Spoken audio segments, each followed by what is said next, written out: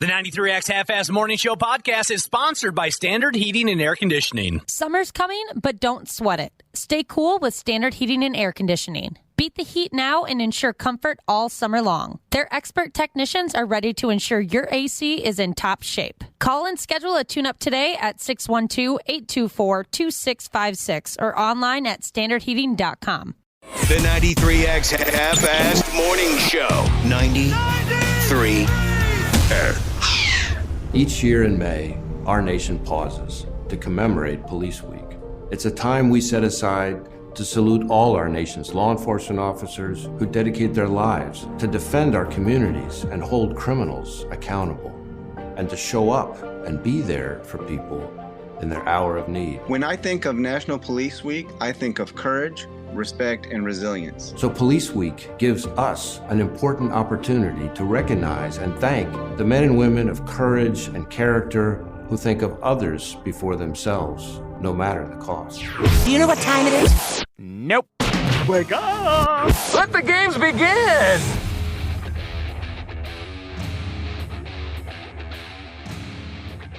Josh is a clutch performer. He's great under pressure. You would be totally comfortable in that Game 7 environment. I know you. No, I think you're 100% incorrect. No. But just based on everything you said, I would say that's wrong on every single level. What the hell are you talking about? I knew you guys would be bummed. I am a little bummed, sure. Like the brand new Wolves fans in that other studio that refused to admit it, although I have fully admitted once they hit the playoffs, I became a major fan. Oh, Fairweather fan forever. I could, finally you guys admit it too. I can trace I assumed it was obvious. I've never talked about them before this, past 2 weeks. The inaugural season, I was in between 8th and 9th grade, somewhere in that neck of the woods. Cool, man. I love talking about the old days. The inaugural season, you were 8th. I was excited. I mean, I really liked basketball back then. I had one of those old metal Timberwolves waste baskets where it had the hoop on it. Right. That thing rusted. When you live in a disgusting Minneapolis basement, that's going to rust out real quick, which it did. Right. And then, I wasn't really into basketball until I could trace it back to the first playoff game this year. That can bring back my fandom. It's all coming full circle. Not a lot of us could go to the exact day and time where we became a fan again. But I knew you guys would be bummed out, so I've been marking, fear this was going to happen, some articles as to how it might make you feel better being a Minnesotan. And I know, Nick, you'll probably have very little interest in it, but it's a small silver lining. Tell me about this. Go ahead. Here's a few headlines for you about the great state of Minnesota. This will supposedly make me feel a little bit better. Probably not because you don't like this kind of thing, but maybe other people, they say, we got other things to look forward to, like being one of the top summer travel destinations here in Minnesota. Yeah, I was just going to say, I love you to death. You're a clutch performer. You're great under pressure, but you're going to tell us about walking trails and bike paths and healthy eating here, aren't you? Well, in camping spots, we've got two of the best in the country. So we're actually, let's go back to that first one. We are what, a hot summer destination? We are one of the top summer travel destinations. No, we aren't. We are. Yeah, I love it here, but why? We're number 35. Oh. Number 35. But in the whole world? In the United States. In the United States. Yeah. Okay. Well, there's a lot of towns and cities in the United States. Yeah, there's plenty of, you could name like, California. You could name 20 of them, right? 20 places to go there, but we're in the top 35. All right, so 35 is pretty good. Two of the best camping spots in the Midwest right here. Okay. Yeah, we have the BWCA, so that makes sense. We're the fourth best state to live in general. Okay, yeah. Number 4. I hear that on my television news periodically. We're a nice place to live, all right. Could you have the top 3 above us there on that list of best places to live? Utah, New Hampshire, and Nebraska. Come on with Nebraska. I'd put us above all of those. I'd put us above all. Just name any other one. We're on top. I mean, I can understand Utah. I was there once, and it's beautiful. That's what I hear. New Hampshire never come within 1,000 miles of New Hampshire, but I bet it's very picturesque on the ocean kind of a thing. But Nebraska? Yeah, I guess so. Nebraska's just a I've driven. cornfield. Actually, I take that back. I have been there. I went with an ex-girlfriend and her family in high school to like a family reunion. We drove to Nebraska. That sounds painful. And it was like a town of 10. I drove through it once or twice, and I thought it just came off dirty and dry. And okay, go ahead. What else? Maybe this will make you feel better. Rochester, Minnesota is one of the best 25 cities to retire in. There's a couple neighboring cities to Minnesota, Sioux Falls and Fargo, also supposedly good to retire in. Is it because you could quickly go to your appointments at the Mayo Clinic? Actually, you know what? That was a big part of it. I bet it was. Yeah, if you're a retiree, you're a little older. Yeah, if we're talking about old timers, you want to be able to get to the hospital quick. One of the best places to live in the U.S. is Northfield, Minnesota. I do think Northfield is gorgeous. I enjoy Northfield. Oh, man. I went through there. God, why did I go to Northfield recently? But, it had been decades since I'd been down there. Just smooth decades. Northfield. I guess I never really think about Northfield. Nobody does. Doesn't cross my mind very often. No, even the people in Northfield don't really think about it. They're kind of shocked we're talking about them now. They're like, us? Huh?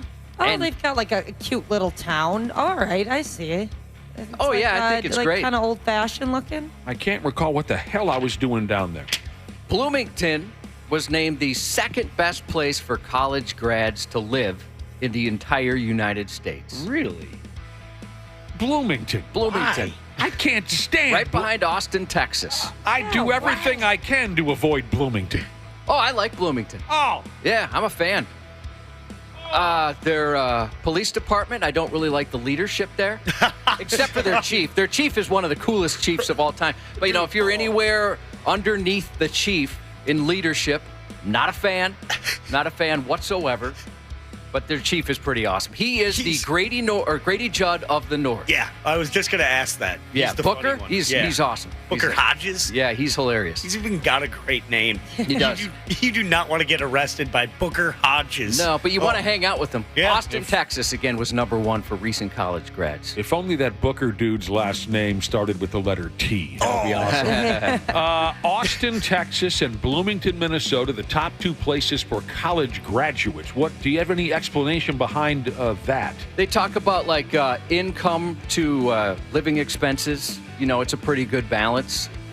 Job opportunities, commuting, creature comforts like the Mall of America, a lot of restaurants, things like that. I was going to say it's located next to the airport. Yeah, it's really centralized, so you can get to the cities pretty quickly. You can kind of get to St. Louis Park's kind of the hip area now.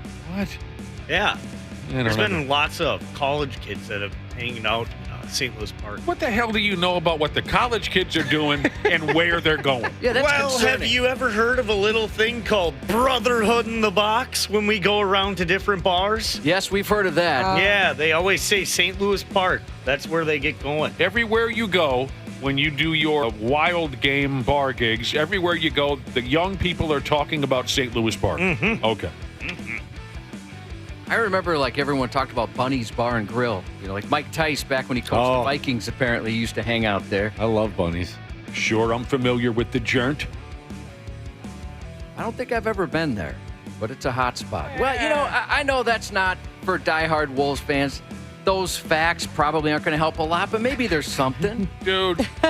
maybe you live in one of those towns, or you enjoy camping, or you got a little bit of Minnesota pride. Like, we're up on those lists. As a diehard Wolves fan, I appreciate the effort on your part to present something positive. And, hell, it was just something. If nothing else, it was something else to talk about. A distraction. I enjoyed it, Josh. I really did. You mentioned camping in there. Anyone got a great camping story? No, I've only been camping like 2 times.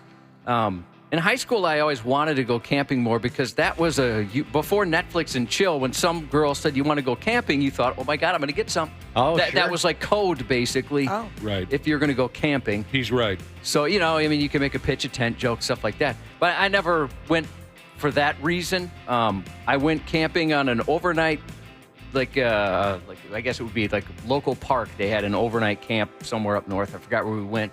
It was a miserable experience for me. I didn't enjoy it. You know, a lot of goofy things happened. And I came back. My dad pulls over on the way back from the park, tells me my dog died. You know, it was just the whole thing was not a pleasant experience. But then I went out to do some camping with some friends right after high school, or maybe it was my senior year of high school. And I got a ticket for letting one of the people with us ride on the back of my car on the outside. And it was one of those where this was in Wisconsin, and they're like, you got to paint the picture. You're driving, and someone's like sitting atop your car. Well, they were hanging. I had a spare tire on the back, right? It was an Isuzu Trooper, and so this chick's hanging on the back, you know, going for a ride. And at first I didn't know, and then all of a sudden I realized, oh, they're back there, so we'll go over some trails and have some fun. You were on some dirt trails, and she's more or less skiing behind you? No, she's hanging on to the, she's standing on the bumper, hanging on to the tire. Oh, standing on, sure. Yeah, and then another dude that was with us jumped on there, and I got pulled over by like a Wisconsin cop. Even though he was not happy about it. Somehow you ran into a Wisconsin cop on the back roads. Yeah, I don't know if it was DNR, I don't know what it was. But it was Tell us about the dog dying. What happened? So I coming back. So first and foremost, a couple things. I slept on a peanut butter sandwich, and I got made fun of when I woke up. A kid stole my underwear. This is a family camping trip? No, this was like through a park. You know, kids in the neighborhood. So I lived in the city, and it was kind of like, hey, bring the city kids outdoors. Right. So nothing interesting happened. Was it a church group? No, it was through the park. Through the park? Yeah, just the park. So we go up there, you know, we're doing our thing, and I slept on a peanut butter and jelly sandwich. It was stuck to my back when I woke up. A kid stole my underwear, and it had my name written in it. You know, my mom wrote my name in my underwear. Got your name on your underwear. Yeah, and then there was a camp counselor I thought was awful cute. You know, I was in 5th grade. Nice. And I thought she was quite attractive. Right. And so, you know, I was talking to her like I had some game or something. Word. During the day. And then at night, I see all the counselors, you know, they're teenagers. They're out at a bonfire. And I'm like, I'm going to go hang out with the cool kids, right? And so I go out and I put my arm, tried to rest my elbow casually on the picnic table, not realizing that the girl I thought was cute was laying on top of the picnic table. It was so dark out there. And I put my elbow right up her butt. And again, that was a mortifying experience for a 5th grader. As this girl I had a crush on, I just basically assaulted her by accident. You penetrated her with my your elbow, razor my 5th sharp grade elbow. 5th grade elbow. Yeah, and all the counselors are looking like laughing at me. These teenagers, and they're the cool ones too. Well, yeah, they were. To me, they were teenagers. Yeah. They were awesome. So you came off like a massive loser at this. Oh, big time. I could not win. Sucks. They called you peanut butter back and whatnot. And they knew I was going commando because that kid stole my underwear in the morning. Did you know why he stole your underwear? Just to be mean? Did he need a fresh pair himself? I don't know, but I was confused.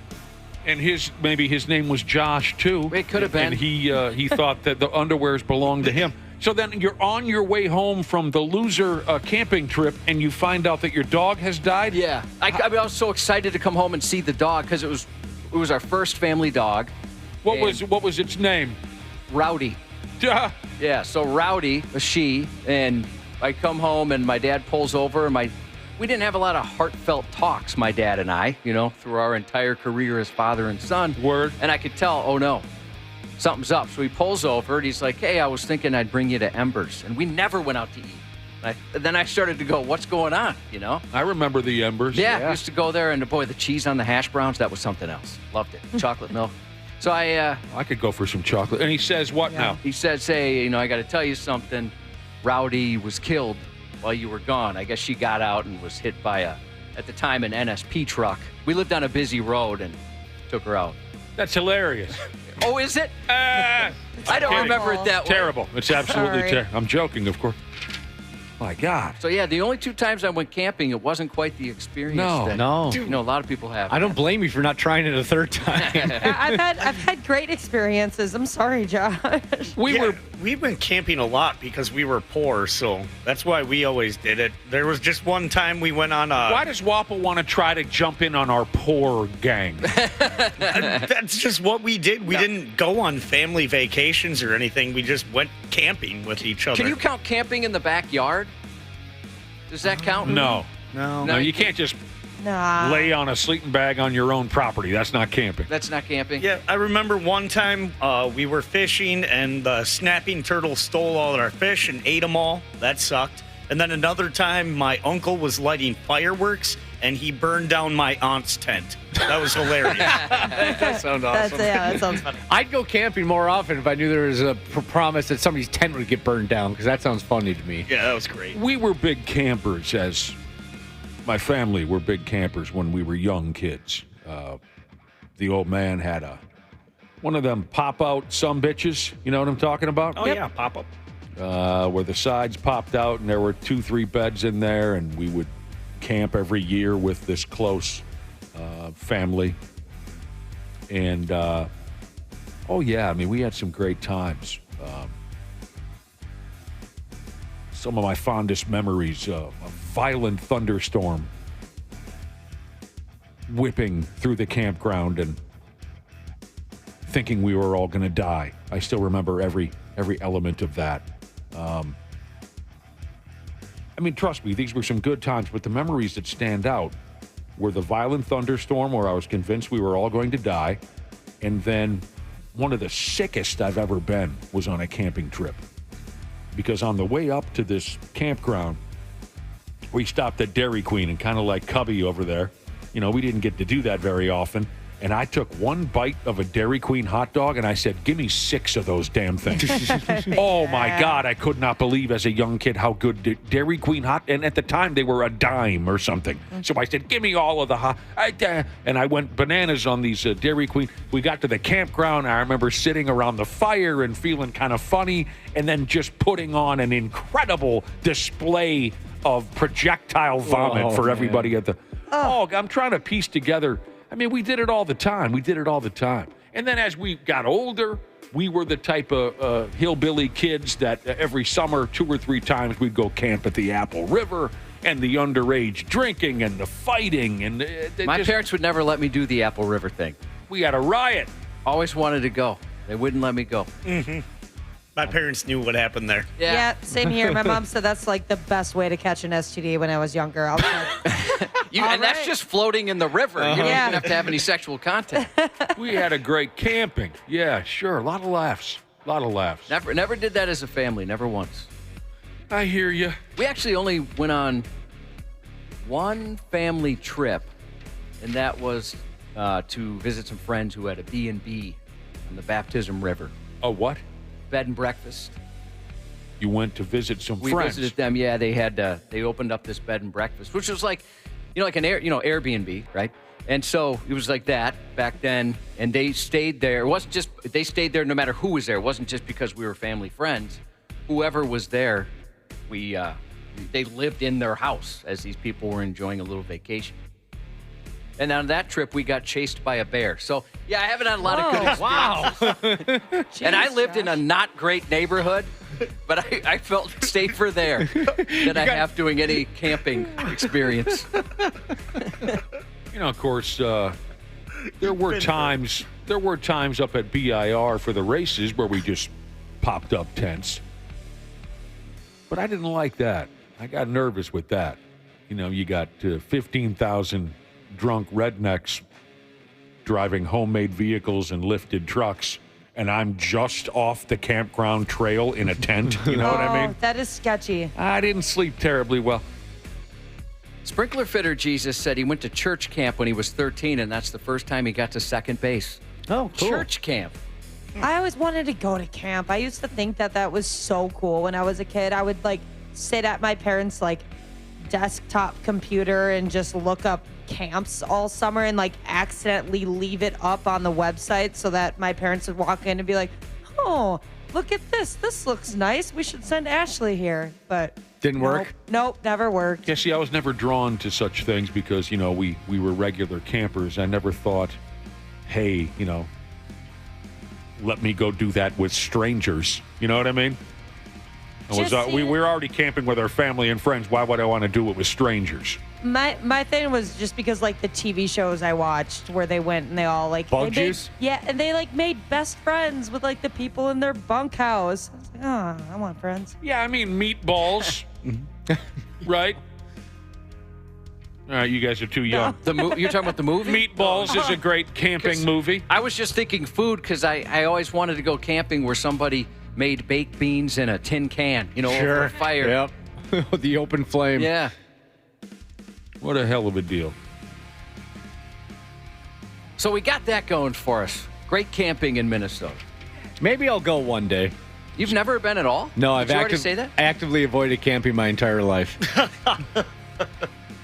Yeah. For what reason? I don't do well outside. I'm an indoor dog. Well, as an avid indoorsman, That's funny. you and I have that in common. I had an ex who, for about a decade, tried to get me to go camping. I refused, to the point where she would go camping by herself. She did not go camping by herself. She did. Like, wait, you mean with friends? Like she went camping without you and friends? No, she would go camping by herself. Yeah, plenty of people do that. I've thought about doing that a couple times, but then I think about getting murdered. What world Plenty are of we people living in running now? from the law do something like that. Or isn't that called getting lost in the woods? Yeah. Why are you trying That's to running out of gas on the side of the road, realizing, I don't know where the hell I am. Are you trying to sell to grown people that it's very common for folks to go camping by themselves? I don't know how common it is, but she did it. Oh, I thought you just said it was common. Ashley did? Ashley said it was common. I mean, I have friends that do that. No, Yeah. you don't. Sounds good, bro. You do not have friends that go camping by themselves. Yes, you know what? I don't care. Whatever. Special ed teacher Jesus goes camping by herself.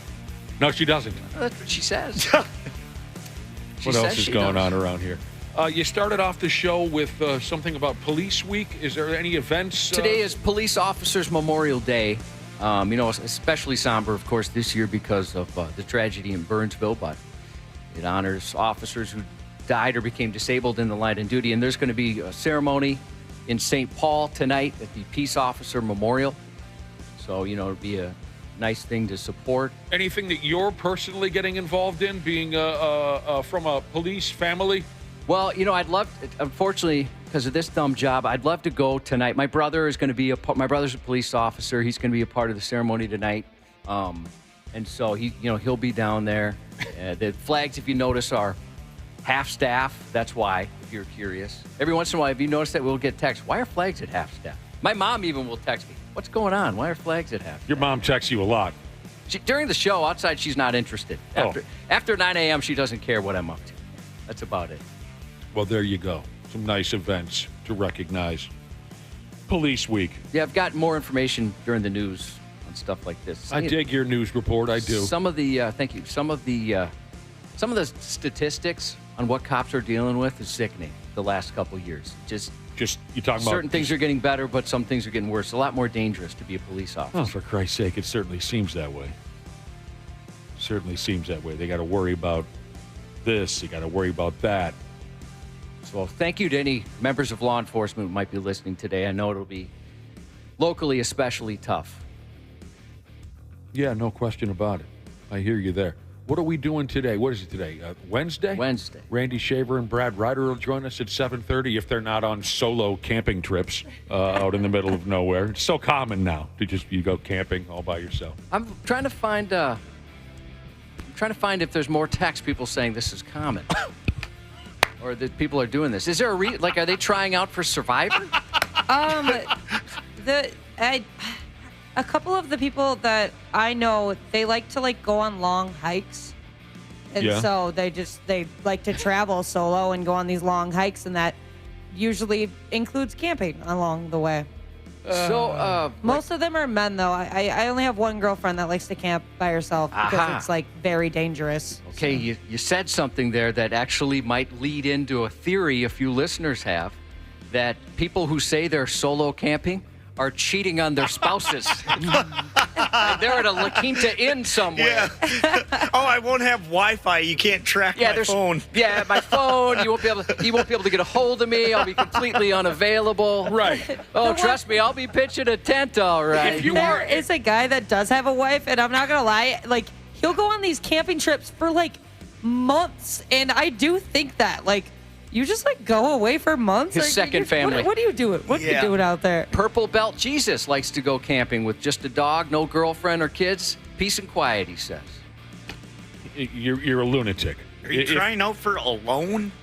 If you're really loading up the car with a tent and going camping by yourself, you're either a lunatic or you're on the run from the law. That's just all there is to it.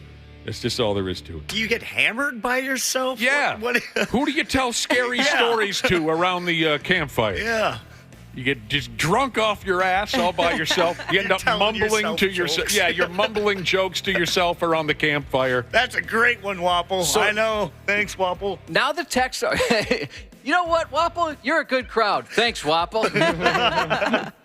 There are plenty of people texting in saying they camp by themselves. I'm not buying it.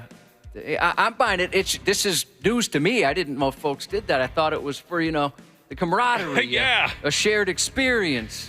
My God. The possible action.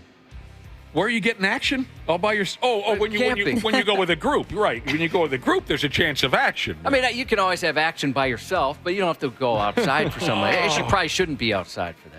I just thought of one more camping story, something I'll never forget. This was up at BIR before the NHRA scene at the zoo, before it just became nuts to butts. There was a time way back 30-some years ago where, sure, there was always a crowd, but there was a little more elbow room.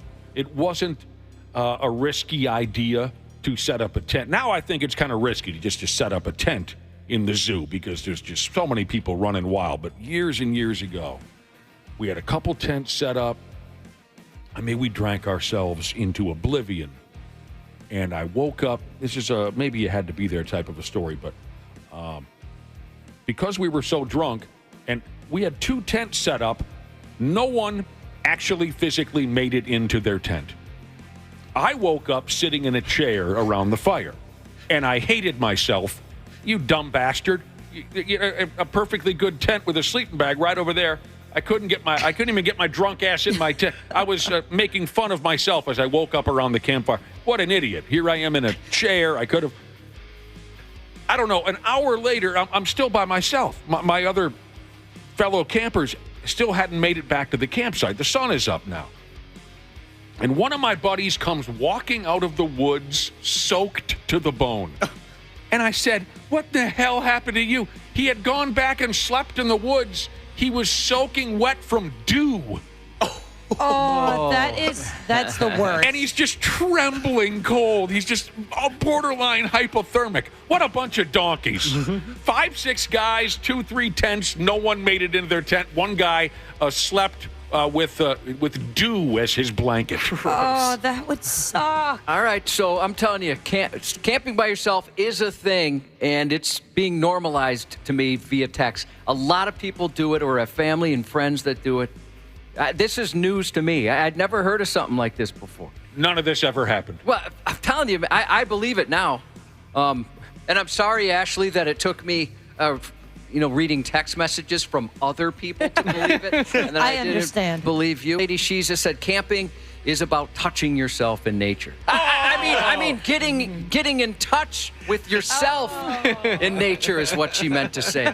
All of these people are making these stories up. I'm not bitter, Jesus said camping by yourself also cuts down on stolen underwear and sleeping on sandwiches. That's a great point. Now, I still could sleep on a sandwich if I was camping by myself. Yes. And I just realized I'm reading this book, and I'm only 4 chapters in. But it starts out with this couple camping, and then they're brutally murdered, right? And we're trying to figure out how they were murdered.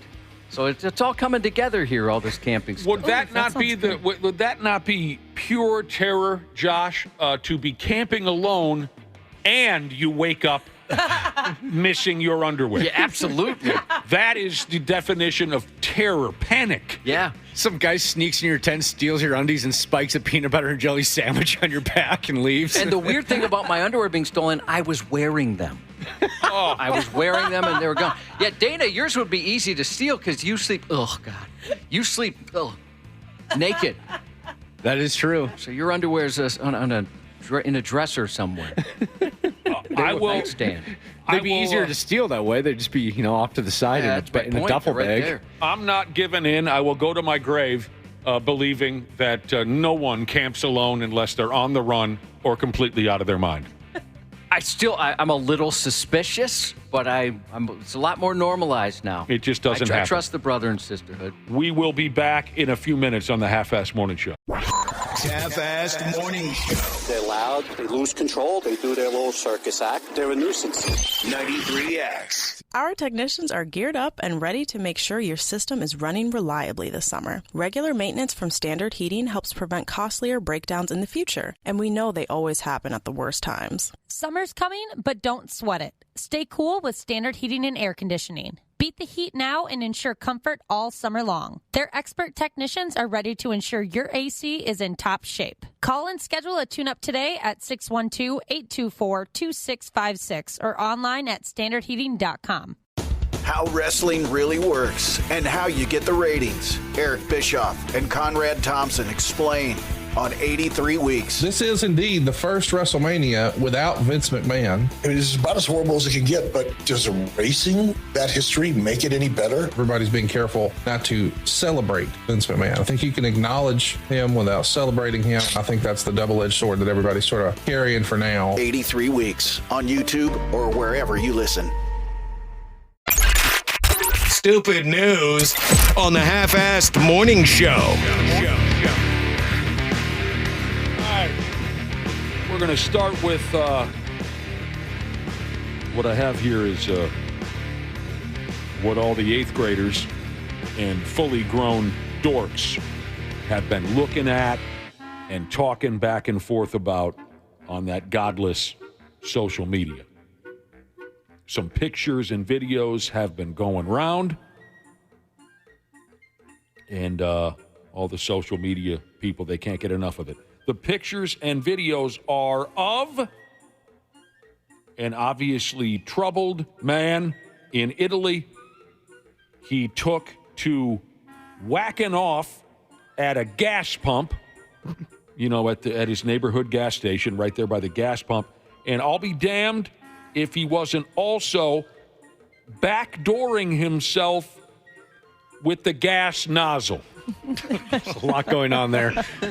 Why can't I ever see something like this in person, It'd be a combination of fascination, being, it's gross, it's disturbing, but if it's going to happen, if it has to happen, and there's no way around it, I want to witness it. And Dana, there's really only two things going on. He's whacking off, and he's prom nighting himself with the gas nozzle. What grade do you choose? My butt it deserves premium. Oh, yeah. Whatever. I'm going to the highest they got. I'm not putting a flex fuel back there. You might need that flex fuel. What do you got? 93? I'll take it. You might need a little flexibility.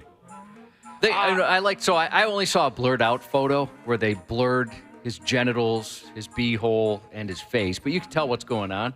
But he's kind of looking down at his privates like, I didn't know it could do that. He's got his body language tells me he's fascinated by what's happening up front. Yeah, he's pretty dialed into what he's doing to himself. Like, I'd be more focused, I think, on the back, But to him, it must not be foreign. It must be a regular thing. He's used to it. Yeah, he doesn't even need to pay attention back there. He's an elderly-looking old boy. He is. And he's standing there at the gas pump. He's whacking up front and gas pump nozzling himself in the back skis. In the videos of the old-timer, while he's molesting himself, he slowly turns his head to see if anyone's looking, and he appears to notice that he's being filmed. Whoever it is that's recording the old bastard, whoever that person is, they start shouting at him. They say, in Italian, I think it's Italy, right? Did I say Italy? They shout at him, "What are you doing?" is what they shout at the guy. At that point, Grandpa pulls the gas pump out of his can. He stops with the stroking, and he starts to pull up his pants, and then the video ends. No one is sure who this old guy was. Some are worried that he may have upped and died already. Really. word is that gasoline and your guts don't mix well. So folks are saying that even if he accidentally pumps some gasoline up into his butt, he's probably a goner. Oh, it's good to know. Yeah, is there any way if it goes in the back, it can come out the front? I mean, they're right there, you know? I mean, is there a perforation that could occur, a condition? I wonder. I don't know exactly how the human body works, Josh. I really don't. One of my best pals, who I like to talk about on the program quite a bit because he's lived an adventurous life, Curtis. Curtis once challenged a public masturbator. Like in this here story about the old guy whacking off and backdooring himself at the gas pump, you know, where whoever it was shooting the video hollered at the guy, "What are you doing?" Curtis once challenged a public masturbator. I wasn't there. I wish I would have been there. I'm pretty sure I'd say something. You know? Really? Oh, yeah. Oh, I don't think I would. I think I'd just act like nothing was happening and get the hell out of there as quickly as possible. I'm with you, Nick. I'm surprised to hear you say that. You wouldn't be like, what the hell? You know, nothing? Probably not. I mean, it would depend on how close the sumbitch got to me. That would be a factor. Like, say, in this situation with the old guy at the gas pump, if I'm 3-4 pumps away from him, I don't care. I'm going to pump my gas, go get a can of chew and a chuck wagon and get the hell out of it. He can orgasm all over the place 4 pumps away from me. Well, that's what I mean, I'd say, what the hell? You know, it'd be my instant reaction. I'd go over there and say, all right, you know, once you wrap this up, I'm going to let you finish, but once you're done, we need to talk about this. We need to talk about some choices you've made today. Unless they invaded my personal space, I think I would completely ignore it, but go ahead. You know what you have to say today to really make it hit home with someone? Do better. Say, do better. That changes things. Yeah, a lot of folks like to dump that line out. Do better. Medical Device Jesus said he has seen the actual video, the uncensored video. I have not. I just saw the censored one. He said he hates it, of course. But he says, however, that dude does have a hog. Does he? I guess so. I guess he's got something impressive. He has a hog. Anyway, so I would likely not say anything. Josh, you think you might have something to say to a public masturbator. This was many years ago. I wasn't there. Curtis and a couple other guys were at a nightclub type of a thing. And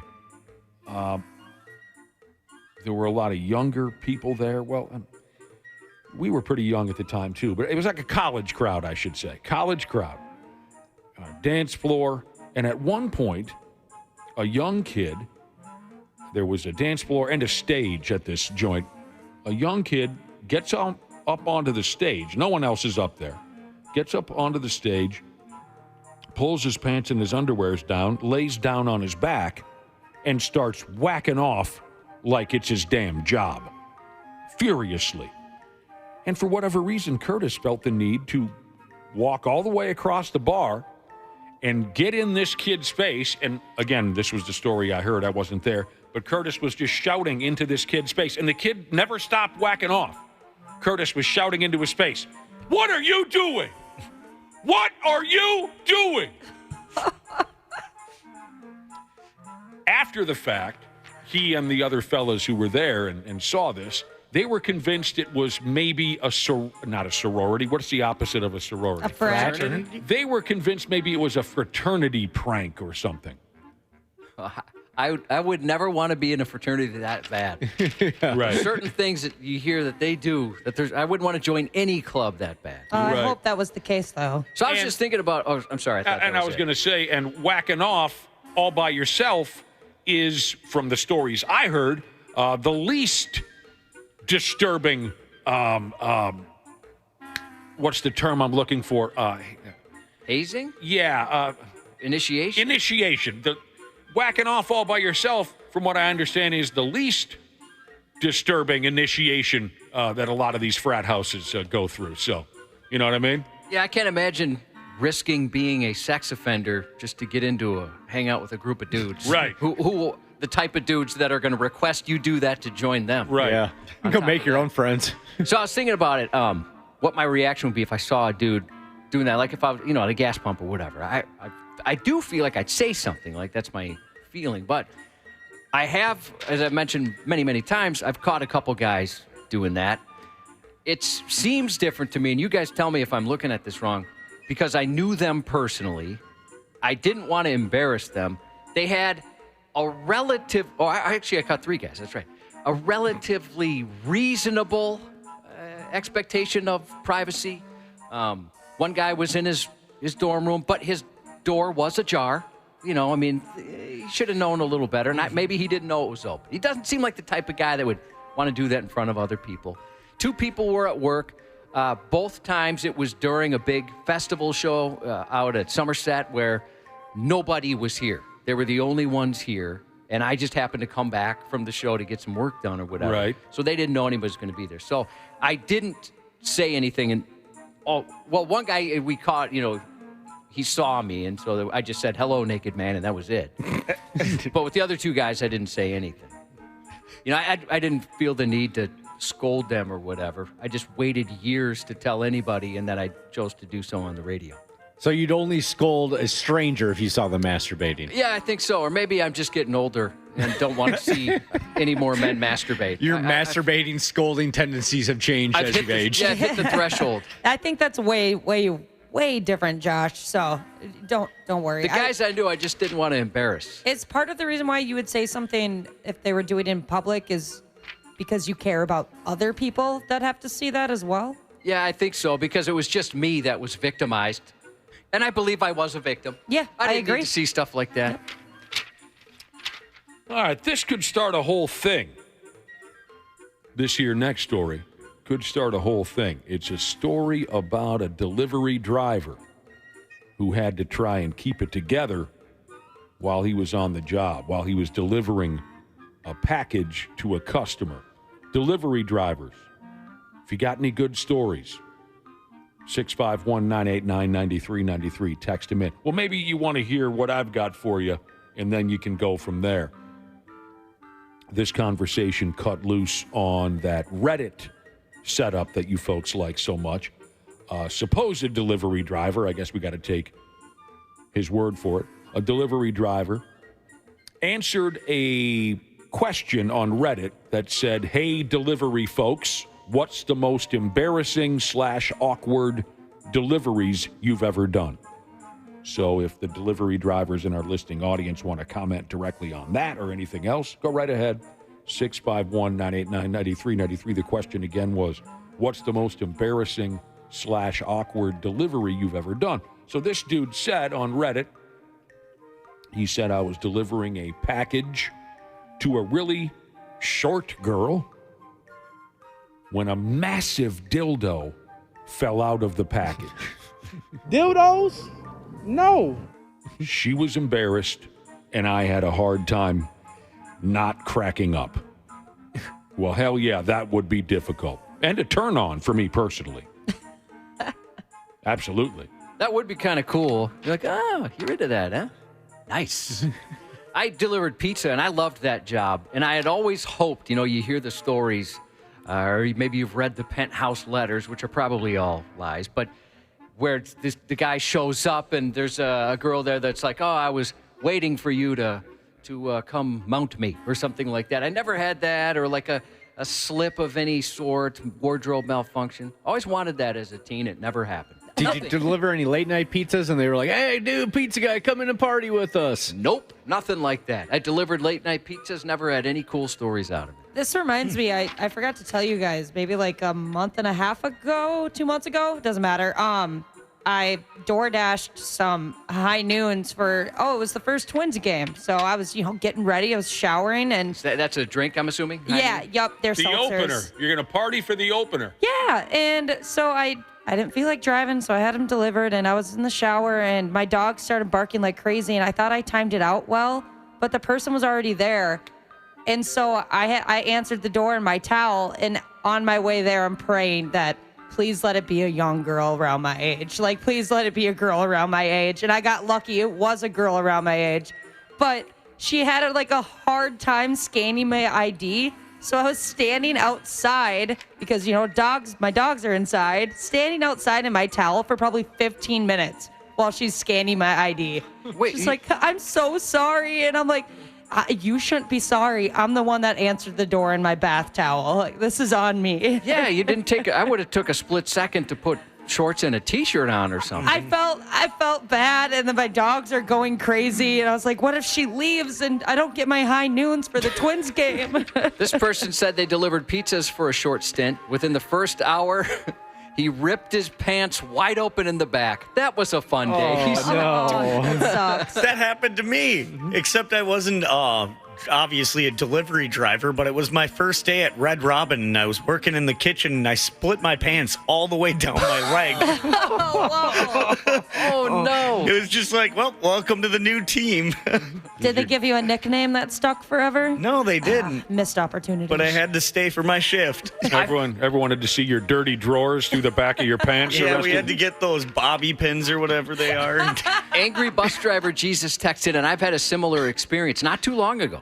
Most embarrassing thing, I was at my cash transit job. I was in the bank in their back room. I saw security cameras, and it showed this dude with a huge balding patch on the top of his head. Then I realized that was me, and so now he wears hats. When we first moved into these crappy studios, I'm not going to call them new studios, new to us, these studios we're in, the lighting is a lot different. And so I was looking over towards Wapple. He's in a different studio behind some glass. And I was like, who's that pasty Uncle Fester-looking bald guy? And it was my reflection. I was trying to figure out who's in there with Wapple. That was very disappointing. Yeah, and you even went over the intercom. Hey, is someone in there with you? Yeah. No, sorry. I was thinking, there's a really disgusting-looking guy, and he's mirroring all my movements. What a jerk. Oh, that sucks. So I'm with you, angry bus driver Jesus. I've been in that same spot. So here's this delivery driver. Delivers a package to a lady, and a massive dildo fell out of the package. The gal was wildly embarrassed. He tried to hold in his laugh. Kind of like what's happening here with our text messages. We have delivery drivers sharing their stories. Other drivers on Reddit shared a story or two of embarrassing, awkward things that have happened to them on the job. One other driver said this here. He said, a guy with his wife and kids in the house stopped me because I had just dropped off a package at his house that he didn't want anymore. So I guess I'm picturing the delivery guy puts the package on the front step. He's walking back to his truck, and here comes Dad out the house to stop him because, hey, I don't want this item. The driver says it was a damn butt plug. He told me it was his daughter who ordered it. I tried my best not to laugh in his face. So did the dad just throw his daughter under the butt plug bus? I think so, because he was too embarrassed to claim the plug was his order? Yep. I'll be damned. I'd take one for the team, I think, if that came out. I wouldn't want anybody, assuming that was anybody else in the house. I'd say, yes, that is, oh, God. That is my butt plug. Can I start having mine delivered to your house then, Josh? Absolutely. Okay, thank you. I'd be happy to help you out there. Oh, damn. All right, we appreciate your text, delivery drivers. We'll try to get, it's not the easiest thing in the world to try and keep up with all the texts while we're live, but trust me, we'll get a look at what you're saying to us and maybe get a chance to share some of them along the way. This is the only one that I was able to find so far. Delivery driver Sheezus. For Christ's sake, it's right there in her name. What did she say?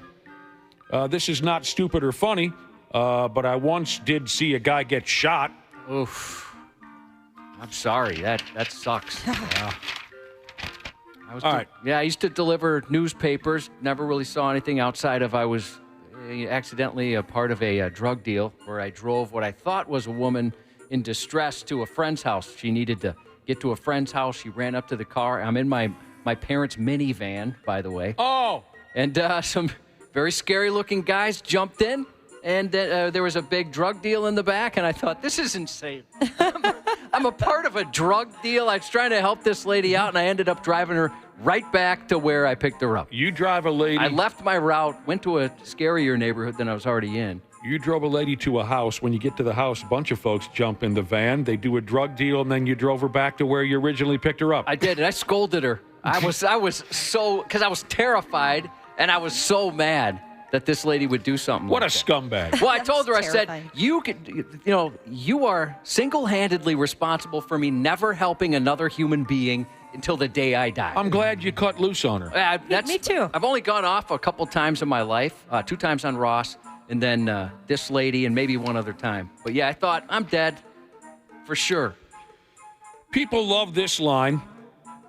They say, this is why we can't have nice things. You've heard that cute line play out, right? Mm-hmm.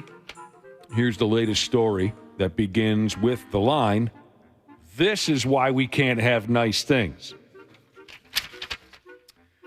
And I'm not sure what I'm talking about here right from the get-go, but I'm going to give her anyway. A new art installation called The Portal opened in New York City last week. And an identical one opened in Dublin, Ireland. And now I think you'll probably understand as I continue.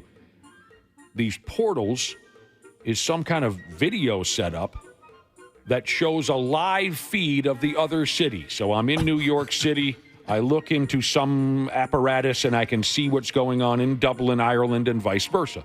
The idea is to let people connect with each other from an ocean away. Isn't that just adorable? It is. Yeah. That's kind of cool. Sounds like a great idea. Less than a week in, they had to shut it off. Too many people were flashing and mooning the portals. Folks have also been giving each other the finger through the portal and sexually grinding on the portal. They've also been holding up inappropriate pictures like on their cell phones of a dong or a vagina, porno movies. It's pretty good. I love people sometimes. Stephen Colbert joked about that. Downtown, there's a new art installation providing a live window between New York and Dublin, Ireland. What a beautiful idea. 2 cosmopolitan cities linked by history, literature, and immigration, and now joined by art, and people are flashing their private parts while others openly do drugs and stream pornography from their phones. It makes sense. You put New York and Dublin together, and what do you get? Boston. Unbelievable. And someone in Ireland is just straight up cold-blooded. Someone in Ireland held up a picture of the World Trade Centers in New York City smoldering from the 9/11 attacks. Dude, I choked on my own spit when I saw this. What, are you trying to start a friggin' fight or something? The hell's that guy's problem? How did World War III start? Well, there was this guy in Dublin. He had a picture. What a prick. So Dublin turned theirs off this week, and they're trying to add some kind of techie stuff to it to filter out the filth.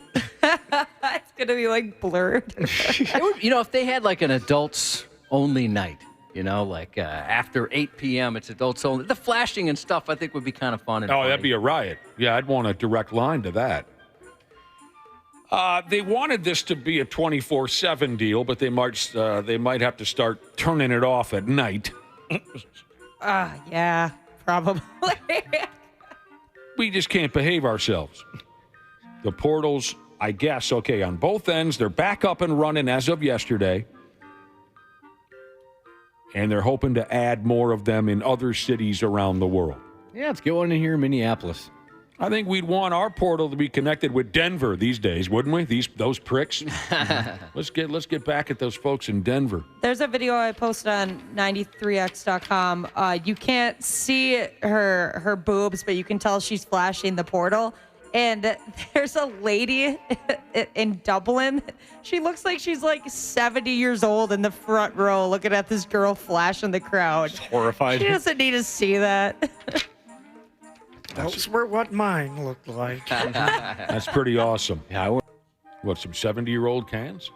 No, the girl that was flashing. The other girl. Yeah. I thought they were 70-year-old cans. No, the 7-year-old was the witness. Yeah. Oh, she couldn't get enough. That's why she was front row. We're limited to time here. I kind of wanted to go this way, Josh, if you don't mind, since we're running out of time. I kind of wanted to go down this route again because it's something. I'm not buying it. But a gal living out there in Ethiopia, she claims she hasn't had a damn thing to eat or drink over the last 16 years or so. Yeah, that's tough to believe. It's kind of impossible, right? She goes by the name of Mule You Work Ambaw. Mule You Work Ambaw. She's 26 years old at this point. Nothing to eat, nothing to drink. Jack squat, she says, over the last 16 years. She says this hit her when she was a 10-year-old. Her appetite upped and left town out of the blue.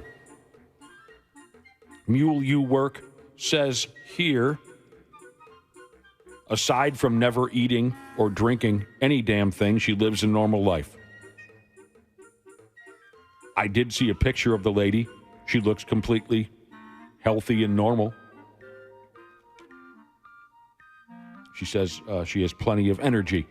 She's seen many doctors. Not all of them were convinced that she was telling the truth about her lifestyle. For Christ's sake, you don't have to be a doctor to know that it's effing impossible to keep breathing if you don't eat anything at all. One doctor was willing to go on record saying that when he took a look at Mule You Work, he said there was no evidence of any food in her guts at all. Well, that must be the same information for the last 16 years. Mule You Work also says, now, what does she say? Oh, because she hasn't consumed any food or water in 16 years, she also hasn't had to take a leak or cut a turd in 16 years. I suppose. Come on, lady. What do you want from us? We're not that dumb. What do you want? Attention? You got it. Is that just a human that's afraid to say they poop? Yeah. Has to be. I got a book she should read. It's called Everyone Poops. I've read that book. How far do you want to take this, lady? Mule You Work. She drags God into the mix, which I always enjoy. She says it's God's work and I just accept it. According to, I'm not buying it, but let's just keep going anyway. According to the Guinness Book of World Records, the longest anyone has gone without food and water was 18 days. And it says here, and this is all the information that was provided, and I think you'll get a kick out of it. So the longest anyone has gone without food and water was 18 days. And that was a man who police arrested and then forgot about. I want to know more about that. Cop number one. Whatever happened to that dude we arrested 2.5 weeks ago and we locked him up in the basement of the jail? Cop number two. Well, I don't remember a guy from 2.5 weeks ago that we locked in the... Oh, my God! But we've got all this extra food for some reason. They run down to the basement. The dude is eating a handful of his own dead skin to survive or something like that. And he says, Jesus, you guys don't play games in this town, huh? Mule You Work, she says, I haven't had it. I don't think so. You'd be dead. Yeah, I'm not buying that either. And if whoever's got an appointment with that doctor that did buy it, cancel. I know it's not easy to find a doctor's appointment at this time. Tough to get in. It is tough. But I think it's worth skipping. Yeah, he doesn't sound terribly reliable. Sports on the 93X Half-Assed Morning Show. The Minnesota Timberwolves are for real. They're going to sweep the Denver Nuggets, period. I had an edit made of every talking head in this country saying that the series is over. All the big personalities. And you know who they are. If that doesn't resonate within you as a competitor, I don't know what will. Dude, we get paid to give an opinion. If you watch those first two games, you didn't think Denver was going to win. They act like we just pulled it out our ass or something, just made it up. And he want to act like he played a tape. Man, I don't care. You know, I've always liked Mike Malone. I really liked his dad. But he annoys me because he think like, hey, he won a championship. He ain't the greatest thing since sliced bread. We only can go by what we saw. But don't act like that tape spurred the Nuggets. Go get him, Charles. You know, a lot of folks don't know this, that Mike Malone, who coaches the Denver Nuggets, you heard Charles Barkley make reference to his dad. Mike Malone's dad is Karl Malone, who played many years for the Utah Jazz. Well, are you sure? Yeah. Karl Malone. Yeah, positive. The mailman. The Wolves lost last night. Did you know, Josh, you know this? because you've been dialed in for weeks now. This is the first time all year the Timberwolves have lost 3 games in a row. And it's got them up against the 8 ball here. By God, it does. What do you think? Think they're going to turn it around? Yeah, they're going to win. I thought they were going to last night. They're going to win the series as well as both games over the weekend. They're going to win the series in 7. I hope so. They lost last night by, 13, 15 points. They just got no answer for the big fella, that prick. My wife can't think of his name. Jokic. My wife lost some interest in last night's game, seeing as how Mike Conley Jr. was on the bench, and she's smitten. And I understand why. That is one handsome fella, isn't he? He's a good-looking dude. Yeah. Carl Malone is his dad. That's where the junior comes from. Carl Malone is the father of Mike Conley Jr. Mike, that sucked not having Mike out there. Yeah, Achilles. It's taken out all our athletes around here. But your wife got to see his cool street clothes. Yeah, she liked that. Didn't he have some kind of hip jean jacket thing happening? I thought he looked pretty cool. Mike Conley Jr. couldn't play. Wolves lose game 5. And now they trail the series 3-2. Brad Ryder, Randy Shaver want to talk all about this. And they will, coming up in about a half hour. They ain't dead yet. So the Wolves lost. Oh, the Twins, they lost to the New York. Stupid.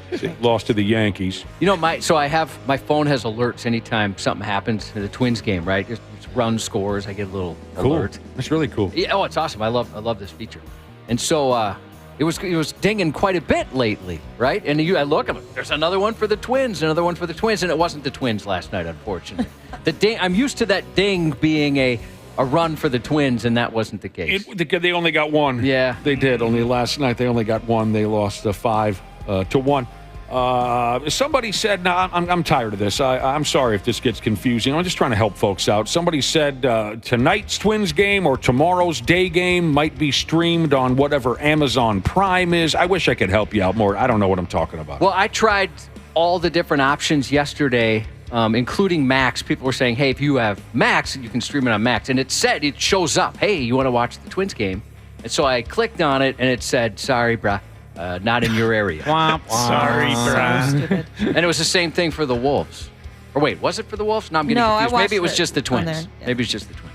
It's a hell of a deal, really, when you think about it. It's a whole thing is what's happening. Randy Shaver and Brad Ryder in a half hour, but don't go nowhere because Josh's news is coming up. Half-assed morning show. They're loud, they lose control, they do their little circus act. They're a nuisance. 93X. Our technicians are geared up and ready to make sure your system is running reliably this summer. Regular maintenance from Standard Heating helps prevent costlier breakdowns in the future, and we know they always happen at the worst times. Summer's coming, but don't sweat it. Stay cool with Standard Heating and Air Conditioning. Beat the heat now and ensure comfort all summer long. Their expert technicians are ready to ensure your AC is in top shape. Call and schedule a tune-up today at 612-824-2656 or online at standardheating.com. Welcome to Talkville, the ultimate Smallville rewatch podcast. Guest star Sarah Carter as Alicia Baker, although I didn't really work with her a lot. But Tom did, and they had some real big smoochy scenes. Yeah. Can we talk about that? Could there be any more sex? What was a 3-page makeout scene that just kept going? Good Lord, we get it. They have chemistry. Jump in now or catch up on any of the past seasons of Talkville on YouTube or wherever you listen. Half-assed morning show. 93X. Anything that occurs on the internet or the dark web is an interstate facility that would give the feds jurisdiction to prosecute the murder for hire case. A Texas woman was sentenced last week to 9 years in federal prison for going on the dark web to try and pay a hitman over $10,000 in Bitcoin to murder her boyfriend's lover. 58-year-old Michelle Murphy used an ATM to convert cash into cryptocurrency and transferred it to a Bitcoin wallet she thought belonged to the murder-for-hire recipient. The intended victim told the FBI she was in a romantic relationship with a man identified in the complaint as having the initials OG, which is kind of cool. Agents saw OG and Murphy at the Dallas-Fort Worth International Airport and closed in on their suspect. The reality of it is law enforcement has been able to pivot over and pick up the trail of evidence dealing with these type of crimes. Thankfully so. Murphy acknowledged she found out OG was seeing another woman and admitted to transferring Bitcoin to pay someone to murder her. It's pretty dark stuff, Cubby. Yeah. Luckily, they caught this woman in time. By the way, the person who took the money said they were just going to take the money. They had no intention of killing that lady whatsoever, and the cops believed them. Flags will be at half-staff across the country today for Peace Officers Memorial Day, an occasion that honors officers who died or became disabled in the line of duty. An honor guard began a 24-hour watch yesterday over the Peace Officer Memorial in St. Paul, which will lead to a ceremony tonight. Tragically, more than 300 officers have been killed in the line of duty in Minnesota, including, of course, the tragedy in Burnsville in February. State crime data also shows that assaults on officers more than doubled over the last 5 years. Minnesota cops were shot at 10 times in 2019, almost 60 last year. Nationally, a new FBI report says the number of police assaulted by guns last year was the most in at least a decade. Today's annual observance dates back to 1962 when President Kennedy signed a proclamation designating May 15th as Peace Officers Memorial Day and the week in which that date falls as Police Week. So, of course, our gratitude to any members of law enforcement who may be listening today. Certainly our thoughts with those that lost their brothers in Burnsville, whose names will be added to the National Law Enforcement Officers Memorial this year. Absolutely. That's a wonderful thing. 2 Missouri women vacationing in Florida ended up taking an unexpected detour to jail after a brawl broke out over a golf cart and Disney World tickets. 31-year-old Catherine Northrup and 28-year-old Gina Danforth fought each other inside a Wildwood, Florida home where they were hanging out with several other people. The Disney dust-up happened just before 11:30 a.m. Monday, May 6. Police had to physically separate the two while Northrup allegedly got belligerent. She told police Danforth got into her face and was spitting and claimed that while she attempted to separate herself, she was grabbed by her hair and pinned down. That's when the punches started flying. Both women were arrested and charged with battery. I tried to find out exactly what the argument was, but it didn't give any details other than it was over a golf cart and tickets. A Portland, Maine man crashed a stolen police vehicle, survived gunfire from 11 police officers, and then drove off and crashed another police cruiser, all while wearing handcuffs and a hospital gown. Whoa. Dramatic. The chaotic chain of events involving at least 5 law enforcement agencies began when Gary Porter, allegedly wanted on a felony theft warrant, was discovered passed out in a chicken coop last Monday. He was arrested and taken to a hospital for evaluation. That's where you go when you're sleepy. Yeah, they're not going to tell us all. Get my ass into the chicken coop so I can get some rest. Wake up to some eggs. When Paris Police Chief Mike Daly stepped out of the police pickup truck to escort Porter inside, he somehow slipped his handcuffs from behind his back, moved into the driver's seat, and took off. The chief jumped onto the truck's running boards to try and stop him, but was thrown to the ground. A chase ensued, joined by officers from several departments who laid out spike strips, which did blow the tires out and cause him to crash. A bystander's video captured at least part of the gunfire at that point. With his hands still in cuffs, Porter circled around the truck and jumped into another police vehicle in full view of officers. Shots ring out as he climbs into the second cruiser with his back to police, and then he takes off again. Authorities say he crashed another time a short distance from there and was finally taken into custody after trying to hit officers with that vehicle. This guy's pretty tough. Yeah, he did take a bullet or two, this particular guy, but that's quite a night. While posing as a security guard at a luxury apartment complex, a man managed to snatch cash and valuables and even snuck into a home while the resident was taking a shower. They say that the cameras showed him getting in behind like a delivery. It's going to be 24-hour security. There's going to be a front desk person. Really, for the amount of money that we're spending here, we shouldn't be dealing with this type of concerns, I think. Doorbell video footage from one apartment appeared to show the man going door to door and pulling handles until one would eventually open. Another resident said his wife was cooking when the suspect came in and pretended to be a security guard. Yet another resident said they were in their shower when they heard someone who police say was the same suspect come into their apartment. Later, they found out their watch was stolen off a table, and so too was their wallet. Other residents told police they saw the 28-year-old in their hallways sporting an outfit which resembled a generic security guard garb, but they knew their building didn't have security guards. This guy walks into the apartment just like Cosmo Kramer. My girlfriend's like sitting in the bed and she sees him. She's like, hello. He's like, oh, I'm here with security. Did you call security? And she's like, no. When my wife was like, who are you? And then the guy was like, oh no, I hear, didn't you call security? If he came in like Cosmo Kramer did to Jerry Seinfeld's apartment, I would laugh. I would too. If he came in the exact same way. Residents in the buildings had been complaining long before the arrest of the 28-year-old that apparently he has been lurking in that complex. This guy wants to see boobies. Yeah, maybe. That's a part of it, right? Yeah. Just checking doors. An Ohio Sheriff's Office was called to a residence last week after the homeowner found a weed eater and chainsaw that didn't belong to them on their property. Police recovered the mysterious items, and when an officer was on his way back to the sheriff's office, he was dispatched to a property about 2 miles away. It was reported that a male there, unknown to the resident, had entered the home and was naked. Oh. When they went inside, the male, later identified as Thomas Nicholson, was found in the bathroom naked. He told deputies he didn't remember how he got there, didn't know why he was naked, and didn't know anything about the chainsaw and weed eater. However, the homeowner told deputies he heard a weed eater starting about the same time he came in contact with the naked Nicholson. Officers say one of the homeowners was able to identify the objects as belonging to a family member. Another naked story here, this one out of Maryland, where a resident reported being approached by a driver in his 40s who stopped to ask for directions. That part he was fine with, but the fact that the guy was driving naked, they took issue with. The Greenbelt Police Department reported the naked driver made lewd gestures while asking the resident for directions. Hey, you ever seen something like this?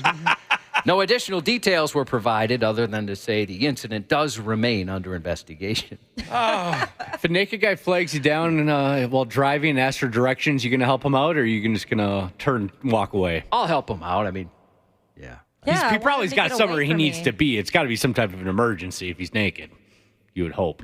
No. He just wants you to see his GPEINIS. That's all it is. He's getting no help from me. Police in England arrested a man after he tried to run from cops half naked through some lawns in Manchester. Aerial footage shows the suspect hopping fences in a bright pink gown before being caught. Greater Manchester police said the arrest came as 300 officers arrested 22 men and 2 women as part of Operation Vulcan, an anti-drug effort. A little more than 9 months after Minnesota's new marijuana laws took effect, state officials have finished expunging low-level marijuana convictions for thousands of residents. And that impacts their employment opportunities. It impacts housing, and obviously higher education as well. Higher education. I see what they did there. The Minnesota Bureau of Criminal Apprehension shared the update this week, saying they sealed 57,780 records as part of the process, which finished a couple of months ahead of schedule. Aside from local agencies doing the same, the next step will be for the state's Cannabis Expungement Board to start reviewing felony-level records, which qualify for potential resentencing or expungement. Some of these old convictions for marijuana, let it go. If it's now legal to smoke it anywhere, then why are we holding it against people who smoked it 20 years ago? Oh, word? However, they don't want me on that Cannabis Expungement Board. No. They don't want me on that board. away. You're going to add a couple of years? Oh, man, that'd be fun. However, those records are determined on a case-by-case basis, so that could take years to get through if you're waiting for one of those to get expunged. The dude that was talking, he sounded like he was having a good time. Who Yeah, was he that? did. Yeah. Yeah, I like this kind of, come on, man. Hey. 20 years ago, the guy smoked a little weed. Right. It's legal now. He was having a good time. A driver was accused of speeding away after hitting an 80-year-old on a mobility scooter in Clearwater, Florida. He had a good excuse, though. He was late for work. That's why he didn't stop. 38-year-old Chris Patterson struck the man on the scooter, dragging the scooter underneath his pickup for about half a mile before stopping to pull it out. He told officers that he was late for his job, so he didn't stop. The crash was witnessed by several people who gave photos and videos to police, which helped them track down the suspect. The victim, at least yesterday, was still in the hospital. So he knew he had an old-timer locked under the front bumper of his vehicle and didn't stop. Well, he was reasonably sure he knew he hit something. And yeah, it might have been a person operating that mobility scooter, but you understand I was late for work. Remember the video of the guy in the wheelchair who took a ride on the front bumper of a damn big rig? Oh, yeah. Wasn't that forever? Like miles or something? Dude. I remember the details were pretty crazy how far he was on that thing. He looked was terrified. There. He was there forever. That poor guy. The trucker had no friggin' clue. Oh, yeah. How's he going to know? Nope, no clue.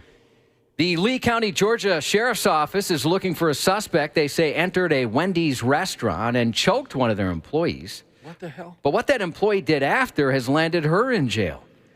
11:52 a.m. last Monday, dispatch received a call about a Wendy's employee who came out of the restaurant and then discharged her gun in the air.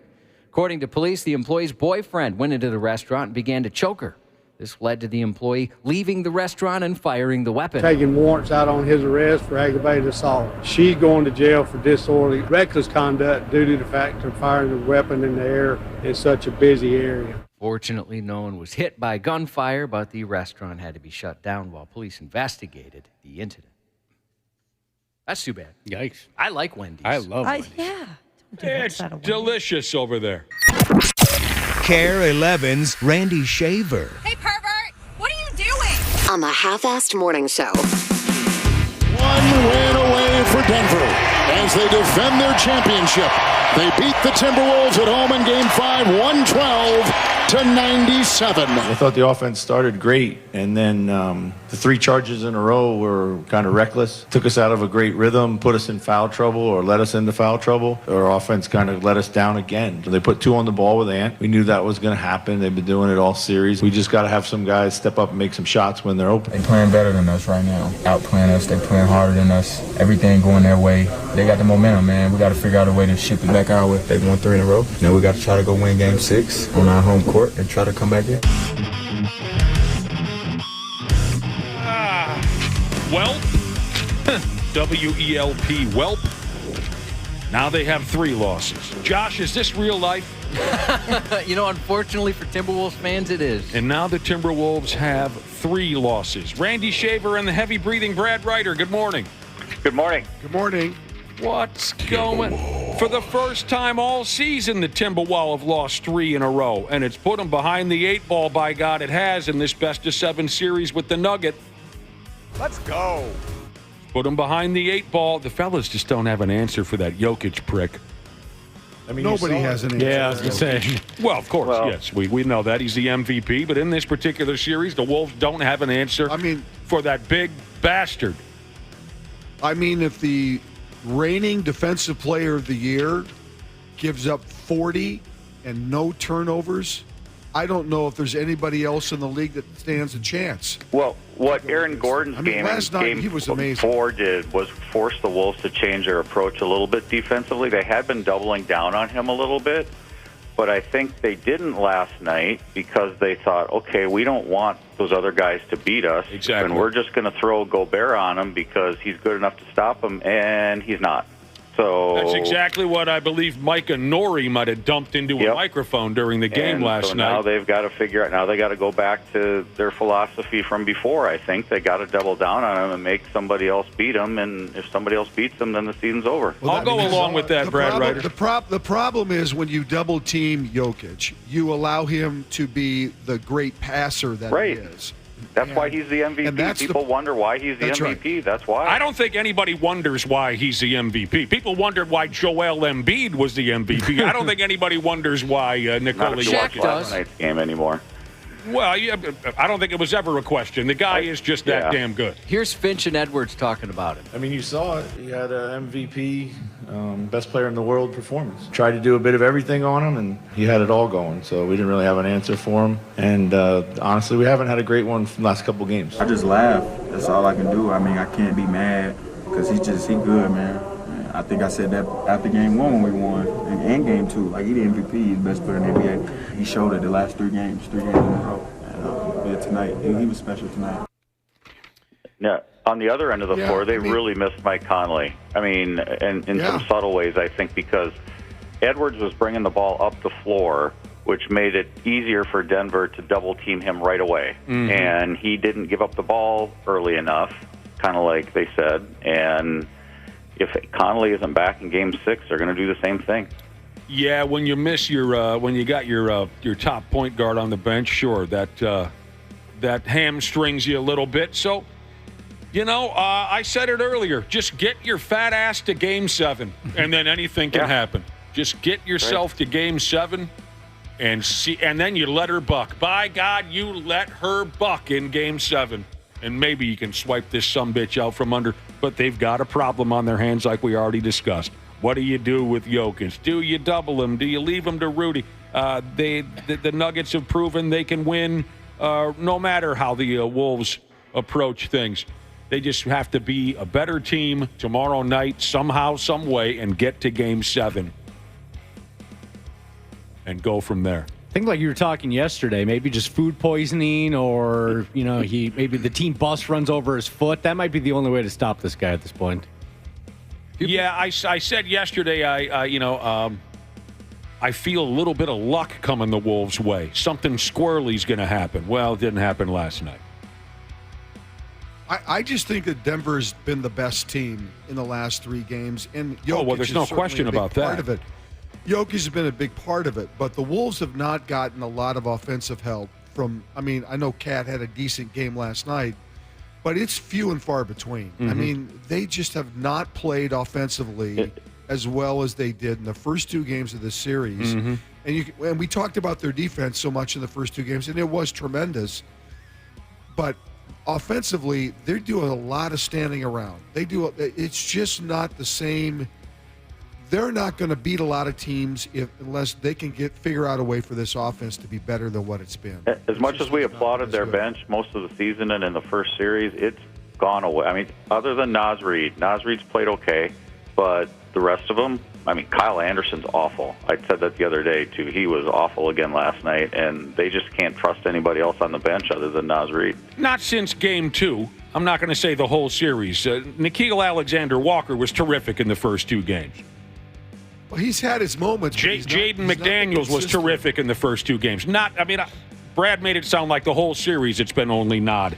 The way you say that is Nas. No. Since Denver's Game bench has 2. been better than our bench overall in the series. Denver's bench has been better for sure. Well, yeah. The Brown kid for Denver, when he comes in, because Gordon's played terrible in the last couple of games for them. Last night he forced so many different shots. Or I'm sorry, Porter, not Gordon. Porter, yeah. Porter. Yeah, he's forced so many bad shots. And when they put Brown in for Porter, they're a better basketball team. Brown is everywhere. And he's just a workhorse. He's the kind of guy I wish the Wolves had. Yeah. You know what I mean? He's just offensively he can score, but defensively he plays tough everywhere. He stuffed Ant last night. Who did that? Oh, that Brown. Well, for God's sake, you talking about when Edwards came to a complete stop under the basket? Mm-hmm. And I'm not going to make him out to be the second coming of Akeem Olajuwon for blocking that shot. That was like a junior high attempt there. But anyway, they got their friggin' work cut out for him. Get Mike Conley back and see if you can win tomorrow night. Hopefully Mike's ready to go. He's so valuable. Denver smells it right now. The one thing that Denver sees is they see a 7-game series on the other side of the bracket, and they know that if they can get this game tomorrow, they'll get a chance to rest, because that other series, I think, is going 7 games. There's just not a clear-cut team in that other series between OKC and Dallas. Dallas and Oklahoma City. Denver really sees the opportunity here to get some much-needed rest if they can put the Wolves away tomorrow. So this was funny. Rudy Gobert, again, got fined for making the money gesture. He doesn't care, and neither do I. But before the game, this was cute. Did you have Chris Finch's comments on the fine for Rudy Gobert skis? No. Okay. Before the game, Chris Finch was a little sarcastic about Rudy's $75,000 fine for making the money gesture again. That's $25,000 less than Jamal Murray was fined for what he did in Game 2, which was throw a heat pad on the On the court, what did Finch say? Well, I guess maybe there wasn't I think he says something like, if you broke it all down, He wanted to see the receipts or something. Yeah, right. But the problem is Gobert's done that already once, and so that's why he got fined the way he did. Well, no, I don't care about. Well, wait a minute. But but Jamal Murray made the money sign also in Game 2 and through the Heat pack. That's what Finch said, right? Oh, I see. Right. Yeah. So Game 6 is tomorrow night here in town at 7:30. What have we done to deserve that kind of consideration? That's pretty nice. Yeah, it starts before midnight. That'll be lovely. At 7:30. I don't know what we did. A lot of people are wondering if the Twins would just loan the Wolves the rally sausage. Yeah, I've been hearing a lot of that. Yeah, I don't know. Underwhelmingly optimistic, Jesus wants to know if Tanya Harding is a Wolves fan and if there's anything maybe she could do. Now, you guys won't like this. Brad Ryder and Randy Shaver won't like this because you two think that NBA refs do a, quote, good job, where I know the truth. They're terrible. They do a great job considering everything that goes on. You must be out of your mind. They're terrible, and also I'm not out of my mind. Beyond the surface, under the surface, they're terrible people. A listener texted in, speaking of Jokic, right? A listener has been paying very close attention to Martin Jokic. What the hell's his first name again? Nikola Jokic. He's been paying close attention to Nikola Jokic. This listener sent me, Josh, printed out the rules for offensive fouls. I'd actually like to read that because I don't get it anymore. It's confusing. Sent me the rules to offensive fouls. So, I did say last night out loud, I said, Jokic throws an elbow every time he goes to the basket. He does. And yes, I know we could do this with every possession in every NBA game, but we're not talking about every possession in every NBA game. We're talking specifically about this Wolves-Nuggets series. So this listener texted in, throw this into your Timberwolves report, he says. Show me one play where Jokic doesn't slap the arms or extend the elbow when being guarded. Find one play, he says. So he sends me in the actual printout of the rules from NBA.com, where he says this is one of the rules. Offensive foul in the post. Offensive player wipes away defender's arm. This is an offensive foul, as a player cannot initiate contact to wipe away an opponent's legal arm. Does Jokic do that every time? You damn right he does. He sent me out another printout. Offensive foul. Off-ball offensive player pushes off defender. This is illegal contact by the offensive player. An offensive player may not push off their legal defender in any way. Does Jokic do that on every play? Absolutely, he does. I appreciate your thorough research and your efforts to send this in to me because that's fun. There would not be a player left in the game by halftime if they called the game like that. Nope. But we're not talking about other players. We're talking specifically about this series, and we're venting and we're having a good time. Yeah, I understand. Another listener sent me this. It's a fake movie poster. Do you see this, Josh? Oh, yeah, I saw that. That's with funny. NBA official Scott Foster featured on this fake, sarcastic movie poster. The movie is called The Extender. And the tagline says, when the series looks like a sweep, Adam Silver gives him a call. Scott Foster is the extender. That's good. I saw somebody in jest last night on Twitter try to blame the Wolves' loss on Scott Foster, but the problem is he was officiating the Knicks-Indiana game. So he had something to do with it still. Yeah, he made a phone call or two, Brad. Yeah. I love that stuff. Which, by the way, if you watch that Knicks series, the MVP of the playoffs so far, in my opinion, is Jalen Brunson. If you've not watched this Knicks-Indiana series, Brunson has been absolutely, unbelievably good for the New York Knicks. And he shoots, Tibbs just tells the guy, you just do your thing. And I don't know, he took, 35 shots last night? Mm-hmm. Something like that. He's just been phenomenal player. Yeah, he's been great. Much fun to watch. I have seen quite a bit of that series, and yeah, he's been wonderful. He's very crafty. I love watching an old school I love watching an old school point guard like that can do every damn thing. He's got his own mid-range game. He can shoot the three. He can drive. He can dish. Jalen Brunson has been an absolute pimp. And that's the type of team, if you like older school basketball, you like watching them, if you've not watched them too, because they get after it on the defensive end too. Yes, absolutely. Here's a listener who doesn't really know what side of the fence he's on. So while we were talking about Nikola Jokic earlier being as great as he is, the listener says, tell Randy to quit kissing Jokic's ass and call him what he is. He's a cheater. Okay? That was text number 1. And then when we were sarcastically going through the rules of offensive fouls, the same listener texted in and said, wah, change the rules then. Okay. It's a switch. Which direction are you headed there, son? I had an old coach that used to say, losers whine about the officiating and winners overcome it. Oh, no, wait a minute. This is the guy who sent in the information. This is the guy who sent me the printouts from the so I know where he stands. The Knicks stomped Indiana last night by 30. Knicks lead that series 3-2. Other damn NBA news, Sam Cassell might end up the head coach of the Los Angeles Lakers, which, of course, instantly turns him into an assistant coach, really, because LeBron James is the real head coach of any team that he plays for. Although there's I don't know. He might not be back there. Mm-hmm. Yep, I was just going to say there's LeBron. I don't know LeBron's contract, but I understand he was in the house at Cleveland in their game 5 or whatever it was the other night against Boston. And apparently the last time he went to a game as a fan in Cleveland was when he played for the Heat. And about a month later, he ended up on the Cavs roster.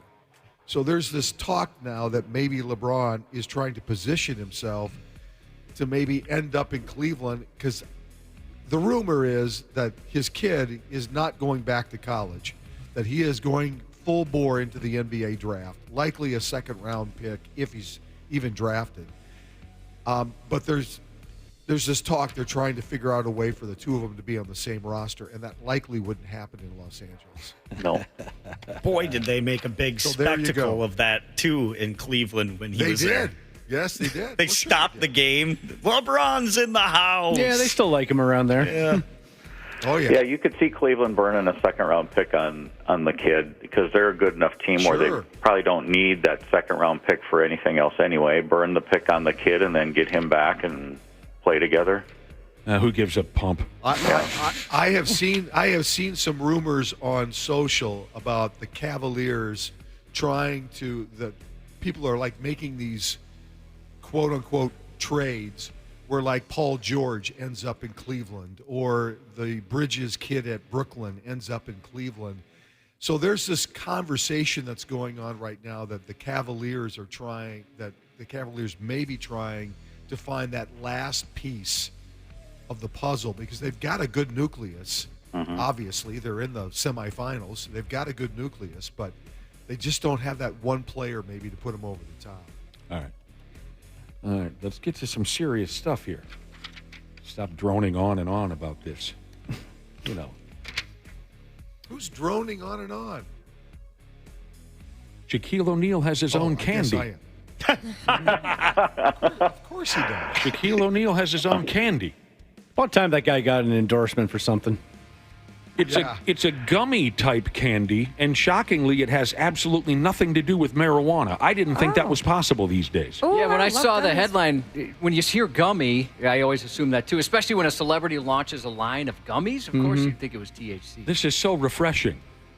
So refreshing. They're called Shackalicious XL gummies. These look delicious.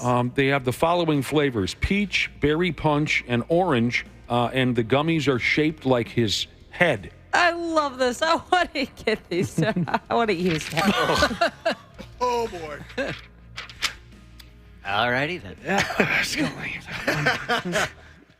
The Minnesota Lynx won their season opener. They already started the WNBA? Yeah. Last night was opening night. The Minnesota Lynx won their season opener over the Seattle something or another. Caitlin Clark scored her first WNBA points for a club called the Indiana's Fever. Okay, so she scored her first points. 20 points and 10 turnovers last Thought about pulling up from three. Will dip inside. Here are the first points in the WNBA career of Caitlin Clark. She had 10 turnovers, Randy Shaver? Yeah. She did. Welcome to the big leagues, huh? Yeah. If I was Indiana, I'd be looking to trade her. Well, I mean, I can guarantee you Lindsay Whalen didn't have 10 turnovers in her first WNBA game. I can guarantee you that. Well, she's going to handle the ball about 80% of the time for him, so there's going to be a learning curve. Lindsay Whalen I don't think any player Whalen has ever had the scrutiny. I was going to say Caitlin Clark wasn't playing with Maya Moore and Simone Augustus either when she came in the league. No player is going to have the scrutiny that she's going to have in her professional career just because of who she is and what she's done. So. She's been stinking it up so far. Twins didn't get much going with the bats last night. The New York Yankees won the opener of the 3-game series 5-1. Let's see, what's his name? Giancarlo Stanton hit a home run. The starter for the Yankees, Carlos Rodon, was terrific beyond the first inning. Yankees keep kicking our ass up and down. They're 29-15 all-time at Target Field. Hate them Chris so Paddock much. came down to earth last night. Yeah. Paddock has been so good for the Twins, and last night he kind of came down to earth a little bit. But it's only the fourth loss for the Twins in their last 21 games. They announced that Byron Buxton will play 2 rehab games with the Saints in the next couple of days. Game 2 for the Twins-Yankees tonight, 6:40, Pablo Lopez versus Marcus Stroman. The Twins can hit Marcus Stroman. Yeah, they should. I see a win tonight. The Twins can hit Marcus stupid Stroman. Oh, boy, a 70-year-old woman in Pennsylvania claims she was scammed out of $50,000 by a person pretending to be Philadelphia Phillies shortstop Trey Turner. Sad. Another one of these. God dang. So sad. Old lady on social media, some scumbag pulls 50 grand out from under her pretending to be an all-star shortstop. The dude claimed he was not getting along with his wife and needed some money to help with various properties or something like that. Oh, my God. A big league player would need help with money. Yes, What's your name again? Brad Ryder? It's an old lady. I know. I get it. She lives in a little hut in Pennsylvania. There's no electricity. She hasn't eaten for months. She doesn't know if she's on foot or horseback. The ones that are the saddest are when they call and the old person answers and it's like somebody pretending to have their grandchild or something. Yeah. That's sad. Yeah. It's heartbreaking. My mother fielded one of those phone calls. Oof, really? It wasn't anything about kidnapping or murder or anything like that. It was something just, hey, your grandchild is here. Say hello. And they had a voice in the back say, oh, and this was the dead giveaway, was my brother's kids have always called my mother, their grandmother, they've always called her Gami. When cute. you know how it plays out. When one of them was a little kid, the little kid couldn't say grandma; they could only say Gami. So then they still call her that to this day, even though the both of them are adults. So my mother gets this phone call about, hey, we have one of your grandchildren here. Say hello, and the child in the background said, hi, Grandma. Well, they've never called her Grandma, so instantly. But I don't remember, or I don't recall what scam they were trying to pull. But you're right, Brad Ryder. Those are very frightening and sickening stories. It happened to a really good friend of mine's grandma. She unfortunately fell for it. They did their research, too. My friend was in law school at the time, and they pretended they were cops, crooked cops, and said, hey, we just pulled your daughter or your granddaughter over for DUI. We know she's a St. Thomas law student. If you don't wire us this amount of money, she's going to get a DUI, and she'll never be able to pass the bar exam. And then there's a girl in the background going, Grandma, help me. Please. There's a special place in hell for people like that. Totally agree. Yeah, no kidding. For years, I've been trying to develop a disciplined volcano where we slowly dip these jerkwads into it. Nobody's backed me. I moved on to punishment piranhas. It's like it's a whole thing, but nobody's backing me on these. You've been talking about the disciplined volcano for decades, which has delayed the development of your time machine. It's got in the way of some relationships, too. You know, in these scam phone calls where someone pretends this or that, as you know, just like the folks who call 911 because they farted, it gets in the way of real problems, My dad once got a phone call years ago from someone in prison, and they wanted to know if it was possible that my dad was their dad. And my dad said, well, how old are you? And the guy said, I'm 36, 37. And my dad said, well, I can't really, I don't know. You may well be. I don't know. And they worked it out and got to the bottom of it. And apparently he was not my stepbrother.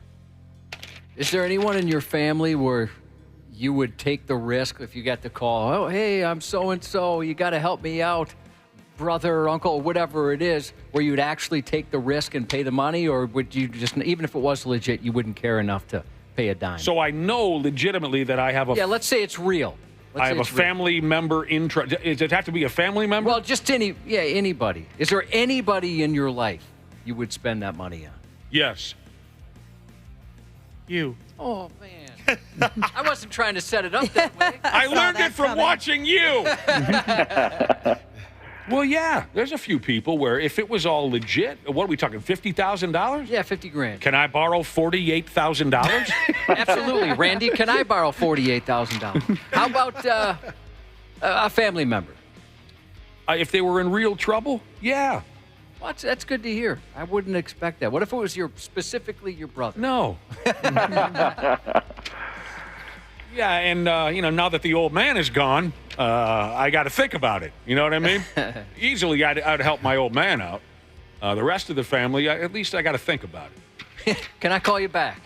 Yeah. Stanley Cup last night. Boston beat Florida.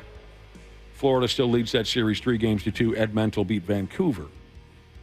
That series is tied at 2 games apiece. The Ladies Hockey Club here in town, Game 4 of their series with Toronto is tonight, 7 o'clock at the X. Toronto leads the series 2-1. It's a best of 5. The Summer Olympics.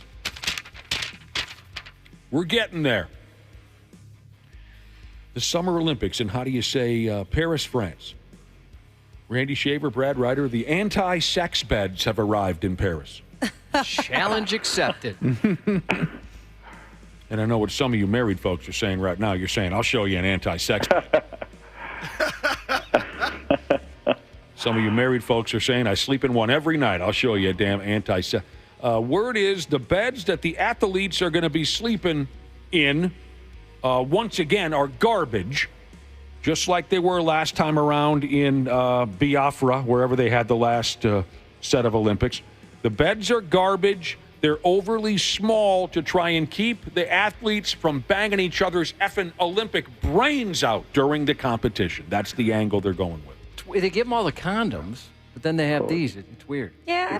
Do they really think that's going to stop them? Yeah, let's be real. If you're really that determined, you're going to make it happen. The floor works just fine. The floor works just fine. I can't remember what movie it was or what TV show. Oh, it's going to bother me. Curb Your Enthusiasm. Yeah. And the benefit to having sex on the floor is that afterwards you can just get up and go home because nobody wants to cuddle on the floor. Oh, that's right. That was his move. Yeah, that was Larry David's move. That's right. Never saw it. You're missing out. It's a great show. You got to watch. You'd love it. But you guys are right. Nothing's going to stop these young people from spreading, say, Norwegian herpes all the way to South America. The floor will do just fine, but these beds are cardboard. They're reportedly designed to collapse under the weight of more than one grown person. They're doing everything to keep Olympic gear from mashing together during the games. You train your entire life to become one of the best athletes in the world in a certain sport, and you get a cardboard bed. That was kind of my point. I was thinking of that too. Why are they doing this when athletes need, all these things to compete at the highest level, and then they're going to make them sleep in a bed like that while they're there? I don't know what gives here, Brad Ryder. One competitor, I'm sure none of the competitors are. I mean, of course, it's going to ruin a decent night's sleep, but they'll find ways to fold each other in half. One competitor claimed that a hot tub orgy cut loose during one set of Olympic Games. They didn't want to say which one. Oh, that's fun. A hot tub orgy, of course. That sounds like a riot. Table tennis player from England or somewhere.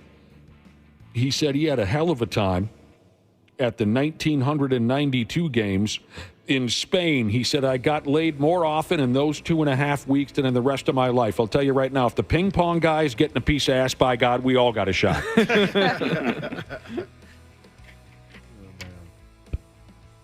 A U.S. athlete is included in this report by saying, I've seen people having sex right out in the open, on the grass, between buildings. So they're not worried about their Play-Doh beds or whatever they're being. They'll find a way. Yeah. That's not going to stop anybody. No. Just another garbage man, Jesus, has texted in on the topic of those scams. He said his parents got a scam phone call when he was in high school that he was in jail one night and they had to go get him. They said no. And he said, oh, wait, that wasn't a scam. I was in jail. They said no, and they didn't come get me.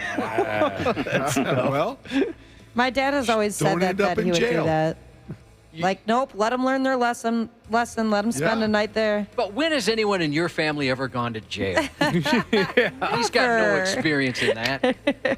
Left-handed specialist Jesus has a cute line here. He says, the Olympic beds sound like they're about as sturdy as the WWE Spanish announce table.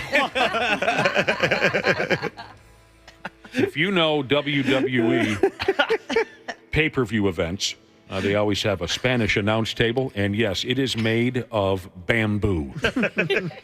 And when they want a dramatic, let's throw this guy through a table, it always is the Spanish announce table, and it goes down like a house of cards, and it's a lot of fun. Randy Shaver, when you were a track athlete in the 70s, and I know what people are saying already, they're saying, well, you didn't have to be much of an athlete to be a track athlete in the 70s, and they're right. Well, that's not true. That's not true.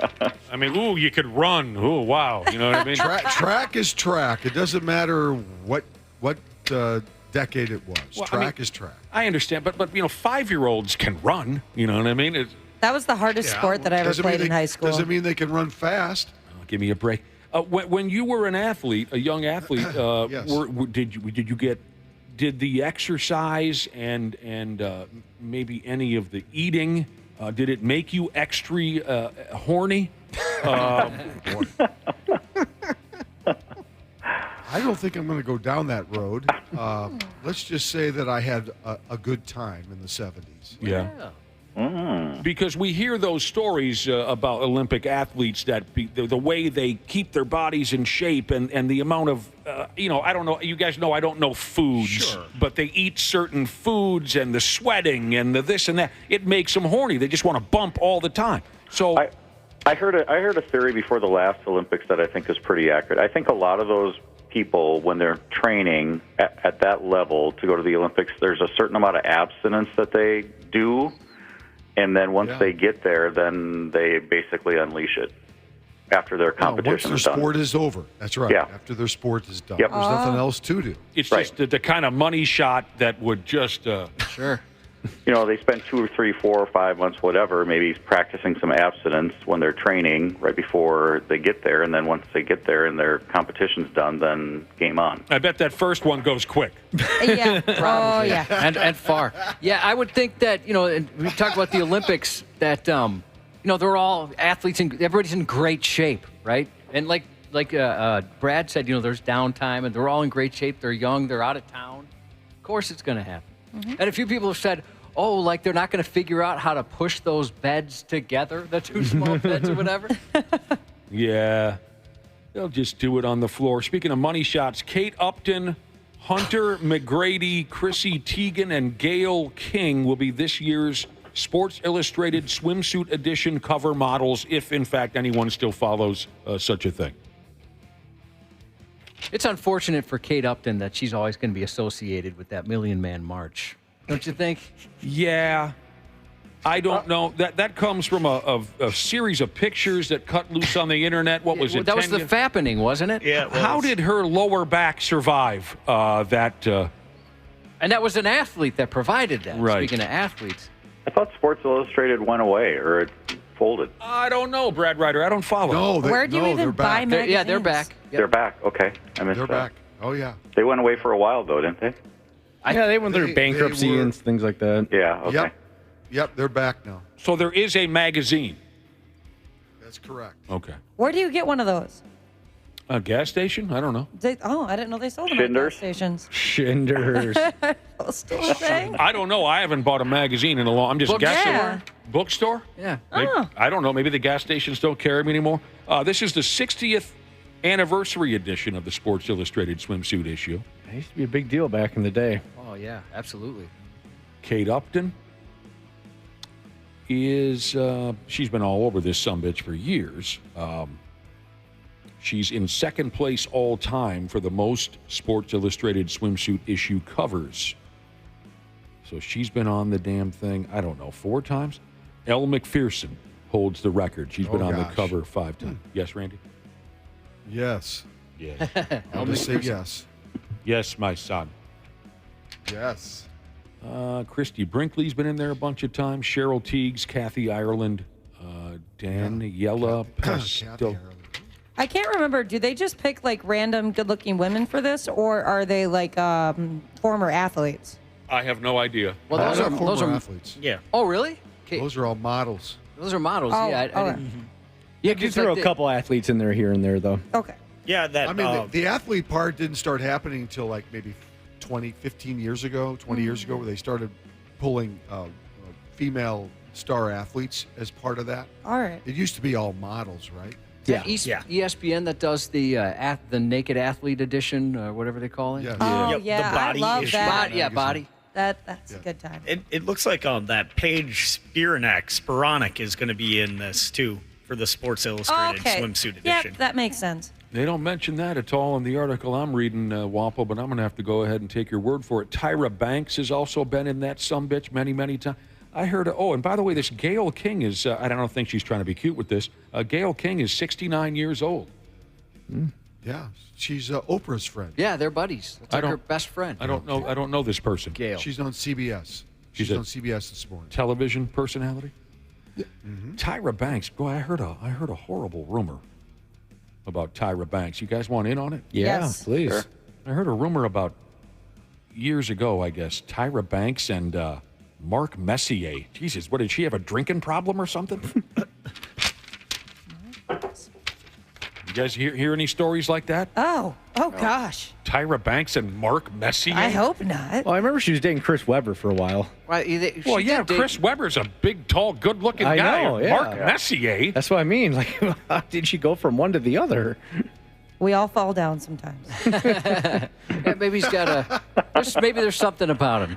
You're just not picking up. There's nothing about Mark Messier. Well, there's a text coming in for you. You might want to respond. Sorry to do this on the air, but it seems like it's an emergency. I'm a Nigerian prince, Nikunta Joshawanda. I have much money for single lady. Oh. To inherit such riches, you must provide me social security number and debit card information. Thank you. Dude, I checked my phone so fast because I could totally see my mom if I wasn't answering my phone that she would text into the text line. Oh, I had a heart attack. Yeah, so if you want that money, oh, wait, that's from retired Air Force. Jesus. Son of a gun. That was a scam.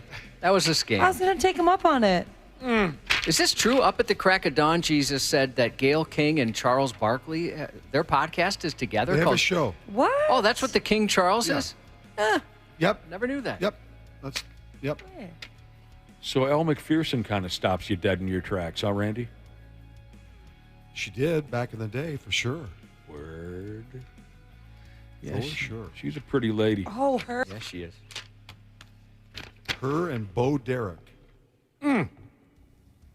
She was very pretty. Oh, Derek. Is that the walking on the beach lady?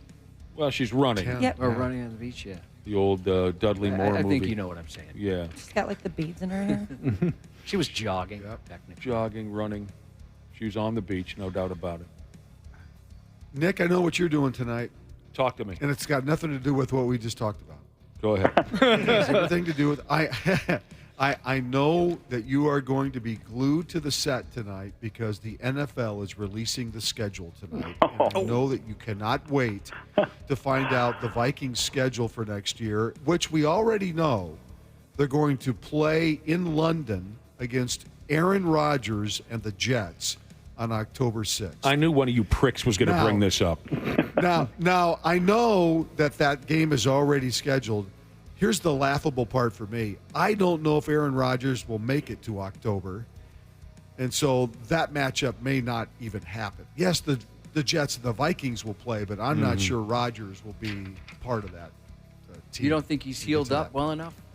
Oh, well, I think he's healed up, but he's got a penchant to get hurt, so who knows if he'll even be a part of that matchup by October. So but I know that Nick cannot wait to sit and watch every team getting the schedule released, and you're going to break it down for us tomorrow. I'll say it again. Nick is having a party. Nick is having a party. Yeah, I just it's the second don't biggest know party of the year, right behind the what draft I would do with all the vomit.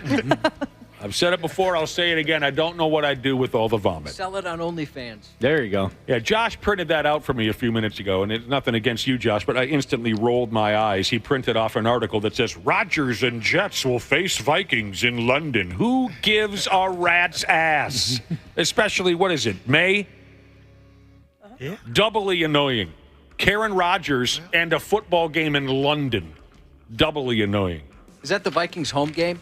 Yeah, it is. It is a Vikings home game. Yep. The Minnesota Myth is closing up shop. It was a good run. Really? 2 weeks into the season. The owners of the no one got paid. The owners of the team told the players to return their equipment and go home. They got no funds. Man, those Minnesota ball clubs, they bring us fans to the brink, and in the end, they let us down every time. Thanks a lot, Minnesota Myth. Now I kind of wish I would have went to the one home game they had. Yeah. You might have been the only person. That's what I mean. Yeah, they fold. The league's going to fold because Brad didn't go to that game. They needed an extra $12.50. Right. How about some sports history? On this date in 1953, world heavyweight champion Rocky Marciano collected his 44th pro boxing victory. He knocked out former champ Jersey Joe Walcott at Chicago Stadium in 2 minutes, 25 seconds of the first round. And you know what I say whenever someone brings up Rocky Marciano, don't you, Josh? What do you say? There they go. There they go. Every time I start talking about boxing, a white man got to pull Rocky Marciano out their ass. Eddie Murphy, Saturday Night Live. Let me tell you something once and for all. Rocky Marciano was good, but compared to Joe Louis, Rocky Marciano ain't shh. And then someone usually says, he beat Joe Louis's ass. And that's when I say, Joe Louis was 75 years old when they fought. What movie, Brad Ryder? Eddie Murphy, Coming to America. That's right, Coming to America. So good. Frank Sinatra came in here once to get a haircut, and I said, be honest with me, Frank Sinatra. How old was Joe Louis when he fought Rocky Marciano? And Frank Sinatra told me Joe Louis was 137 years old. Nick, did you ever watch the new Coming to America? Yes. You did? Oh, that's right. We talked about it because Wesley Snipes, the way he walked. That was so good. I don't remember much about the new Coming to America other than Wesley Snipes. That's what I remember, too. Yeah. His walk. His character and his walk. Cracked me up very much. Has anybody else seen that? Yeah. No. Yep. Hey, Waffle, have you seen the original? Yes, I have. Oh, gosh. Yep. That's one of the best. You never met no Frank Sinatra. F you, and F you. Who's next? That's what happened at Mighty Cuts, I think was the name of the barbershop there in Queens. Yeah, if I had hair, I'd go there. Mighty Cuts. All right, a couple other quick notes here, and they are football related, and they have nothing to do with Karen Rodgers or the Vikings or London, thankfully. Big money being thrown around. Jared Goff has agreed to a big extension with the Detroit Lions. Okay, they got a good thing going, right? They got that whack bag coach and everyone, and they went to the NFC title game, and they got Jared Goff. And Tampa Bay Buccaneers star, but more importantly, former Golden Gopher safety Antoine Winfield, Part 2, has become the highest-paid defensive back in the history of the league. Good for him. Also the highest-paid Minnesota athlete, former Gopher, I believe. Really? Football player. No former Gopher football player has ever made the Is that what you're saying? I think that's correct, yeah. Well, that would make sense. I mean, yeah. Yeah, we'd be second Decker. You know, I'm just going back to guys who played before guys were getting paid $48, $84, whatever, $1 million. Rick Upchurch didn't make that kind of money. No. Carl Mecklenburg didn't make that kind of money. Tyrone Carter didn't make that kind of money. Carl Eller didn't make that kind of money. No. Bobby Bell didn't make that kind of money. Neither did Lawrence Maroney or Marion Barber, Part 3, or we could keep going and going and going again. Antoine Winfield Jr., he really is awesome to watch. So much fun to watch. He was a riot when he played for the Golden Gophers. I mean, what a friggin' great... Normally, I don't care much about these massive contracts. They all make way too much money. It's totally out of hand, and sometimes it gets a little sickening. But Antoine Winfield, Part 2, man, that kid is cool. His dad's one of my all-time favorite Vikings. I know you liked his old man. I loved him. Absolutely loved him. And who did the Buccaneers? Oh, and I'll always appreciate Antoine Winfield Jr. because when they beat the Chiefs in the Super Bowl, do I have that right?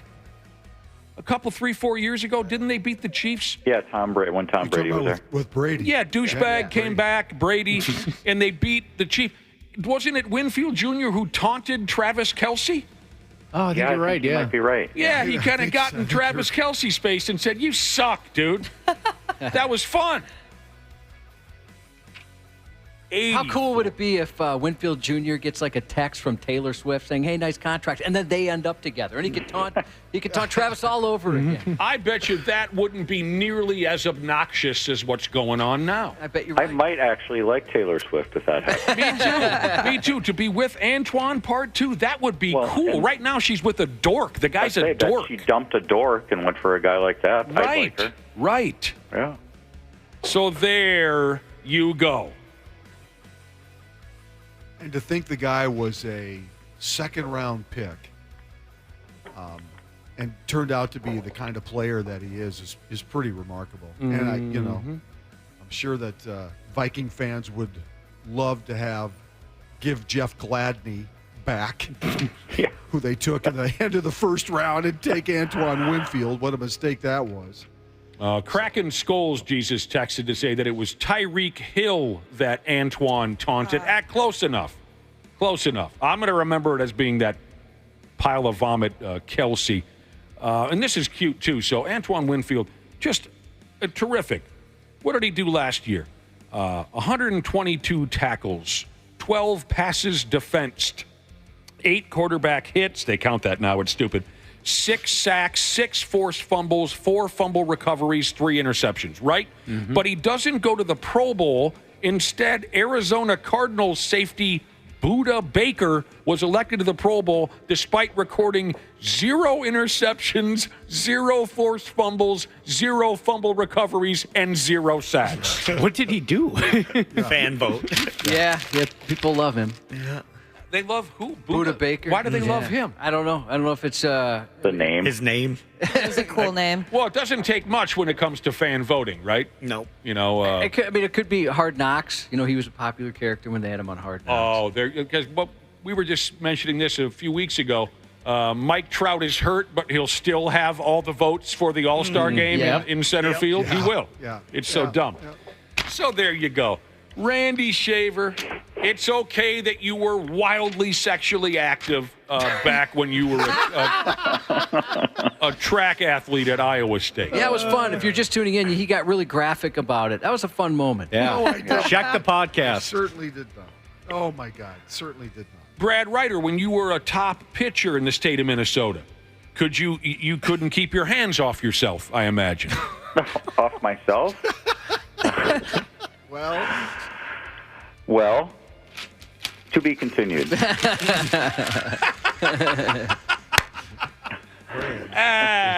I need some DBs there, Waffle. Brad, is jacking off. Our new computer over here, we can't get it going. It's a new computer. All right, you guys, we'll let you go, but thanks for every damn thing. All right. You bet. Thank you, See you Randy tomorrow. and Brad. We'll be back on the program here before you damn know it. Half-assed morning show. They're loud, they lose control, they do their little circus act. They're a nuisance. 93X. Our technicians are geared up and ready to make sure your system is running reliably this summer. Regular maintenance from Standard Heating helps prevent costlier breakdowns in the future, and we know they always happen at the worst times. Summer's coming, but don't sweat it. Stay cool with Standard Heating and Air Conditioning. Beat the heat now and ensure comfort all summer long. Their expert technicians are ready to ensure your AC is in top shape. Call and schedule a tune-up today at 612-824-2656 or online at standardheating.com. Afford Anything talks about how to avoid common pitfalls, how to refine your mental models, and how to think about how to think. Paula, while certainly you can mess up on $1 million a year, it is far less likely than it is on $30,000 a year. Right. I would meet wonderful people that were struggling with a budget that was super tight. It was 100% you need to make more money. Make smarter choices and build a better life. Afford Anything, wherever you listen. Just be mindful, move out of their way, and just move on. The 93X Half-Assed Morning Show. Wow, what a crowd. We appreciate you. Thank you so much for listening to the 93X Half-Assed Morning Show as we get involved in the final half hour of our program. It's 8:33. What the hell's going on here? Earlier on in the stupid news, we had a very entertaining story cross our path. All about a delivery driver. And here's what happened. Dude is bringing a package up to a lady's door. When she answers the door, she's a tiny little thing, he says. And something or another went wrong with the package, and the contents of the package spilled out in front of the delivery driver and the lady that the package was intended for. And inside, spilled out down onto the sidewalk or onto the front step, was a massive dildo. I mean, a big, fat dildo. Good size to it. The lady was very embarrassed. The delivery driver did his best to contain his laughter and embarrassment and everything like that. It got to where our listening audience, those who deliver for a living, texted in. We kind of threw it their way and said, if you've got any entertaining stories like that, feel free to text us. We're at 651-989-9393. I know a few came your way, Josh. Delivery drivers had some interesting stories. Yeah, this person, Austin is his name, said that it's not exactly embarrassing, but when he was a delivery driver, he got attacked by 8 different dogs in a month with that gig. And so he said that's what motivated him to get a new job as a garbage truck driver. 8 dogs in a month. That's got to be a record. Does he walk around salami in his pocket or something? It's like Craig's dad in the movie Friday. You pick him up, you dropped him, Jesus said they used to do meter readings when he was younger. And a lot of the meters in the neighborhood where he was at was in the back of the house. It was 8 o'clock in the morning, and as I came around the back, a guy must have gotten out of the hot tub. He was completely nude right in front of the window. Oh, son of a bitch. North of 95, Jesus, I guess you could say he's a delivery driver. He drives a semi for a living. He's seen 2 people whacking it on Interstate 94 while behind the wheel. While driving? Better than Dana at Mario Kart, Jesus has been delivering for about 10 years and hasn't had anything too crazy happen yet. But he said one time a busty blonde did answer the door in a small 2-piece yellow bikini. So that was cool, he said. That's a day maker. That's pretty cool. How about this one? I mentioned before I delivered pizzas and I loved it. I mean, so much so that I could see doing that again. I mean, I really did like that job. I delivered pizzas to a house that had a huge living room window next to the door. I knocked, saw 2 women sitting there. I knocked again, and they started fondling each other and kissing. Oh, I like it when they fondle and kiss. Sure, I do. Being young, I got scared and knocked very hard. Both women jumped up and ran to the door. Unfortunately, I was delivering to the wrong house. Oh, no. But he got a free show there, didn't he? Yeah. How about this one? Repo Man Jesus. He repoed a car, went to knock on the door for the keys. His mom answered, naked. And that's the day he found out about his mom cheating on his dad apparently for years, he repoed her new Boy Toys car. Oh. Hang on a second. So a dude is repoing motor vehicles. He goes to a house to repo a car. He said his mom answered. He sees his mom naked, and that's how he found out mom's cheating on dad. Come on. Dude. His mother answers the door and she's naked. That's right. Mother. I'm sorry Jesus had a group of teachers throw a blow-up sex doll on the hood of his pizza delivery car. That's fun. Yeah, a lot of people saw naked folks like through a window kind of running to put some clothes on, realizing, oh, no, the pizza guy's here. Right. They see some things. Not all of it's good. A listener texted in who used to deliver mattresses. And he says sometimes we'd pick up the old mattress and haul it away. One that we had to pick up was completely soaked in piss. Gross. It was... kind of behind the scenes, text me the address because I'm worried that might have been me. As a prolific bedwetter back in the day. They said when they slid the mattress into a big plastic bag, it leaked piss into the bag. Oh! It was really full of urine. Man, there was a mattress by my dumpster a couple months ago that there was a comically large amount of pee. Like, you had to have intentionally just peed on that bed every day of your life. It was so stained yellow. Well, maybe folks peed on it after it got laid next to a dumpster. That could be it, too. You know what I'm saying? I'm hoping in that one, the very wet one, there was animals or something. Your dogs got up there and peed. You can hope for that. Our dog did that one time. Speaking of dogs, one listener says, when I was a delivery driver, I watched 2 dogs kill a cat. Oh, that must have been crazy. One listener texted in and said, a few years ago, we got our delivery driver to slam a beer with us. Come on in and slam a beer. And the guy said, sure, just no video. Oh, smart. Yeah, see? Oh, didn't even think That's about a person that grew up in today's times. Mm-hmm.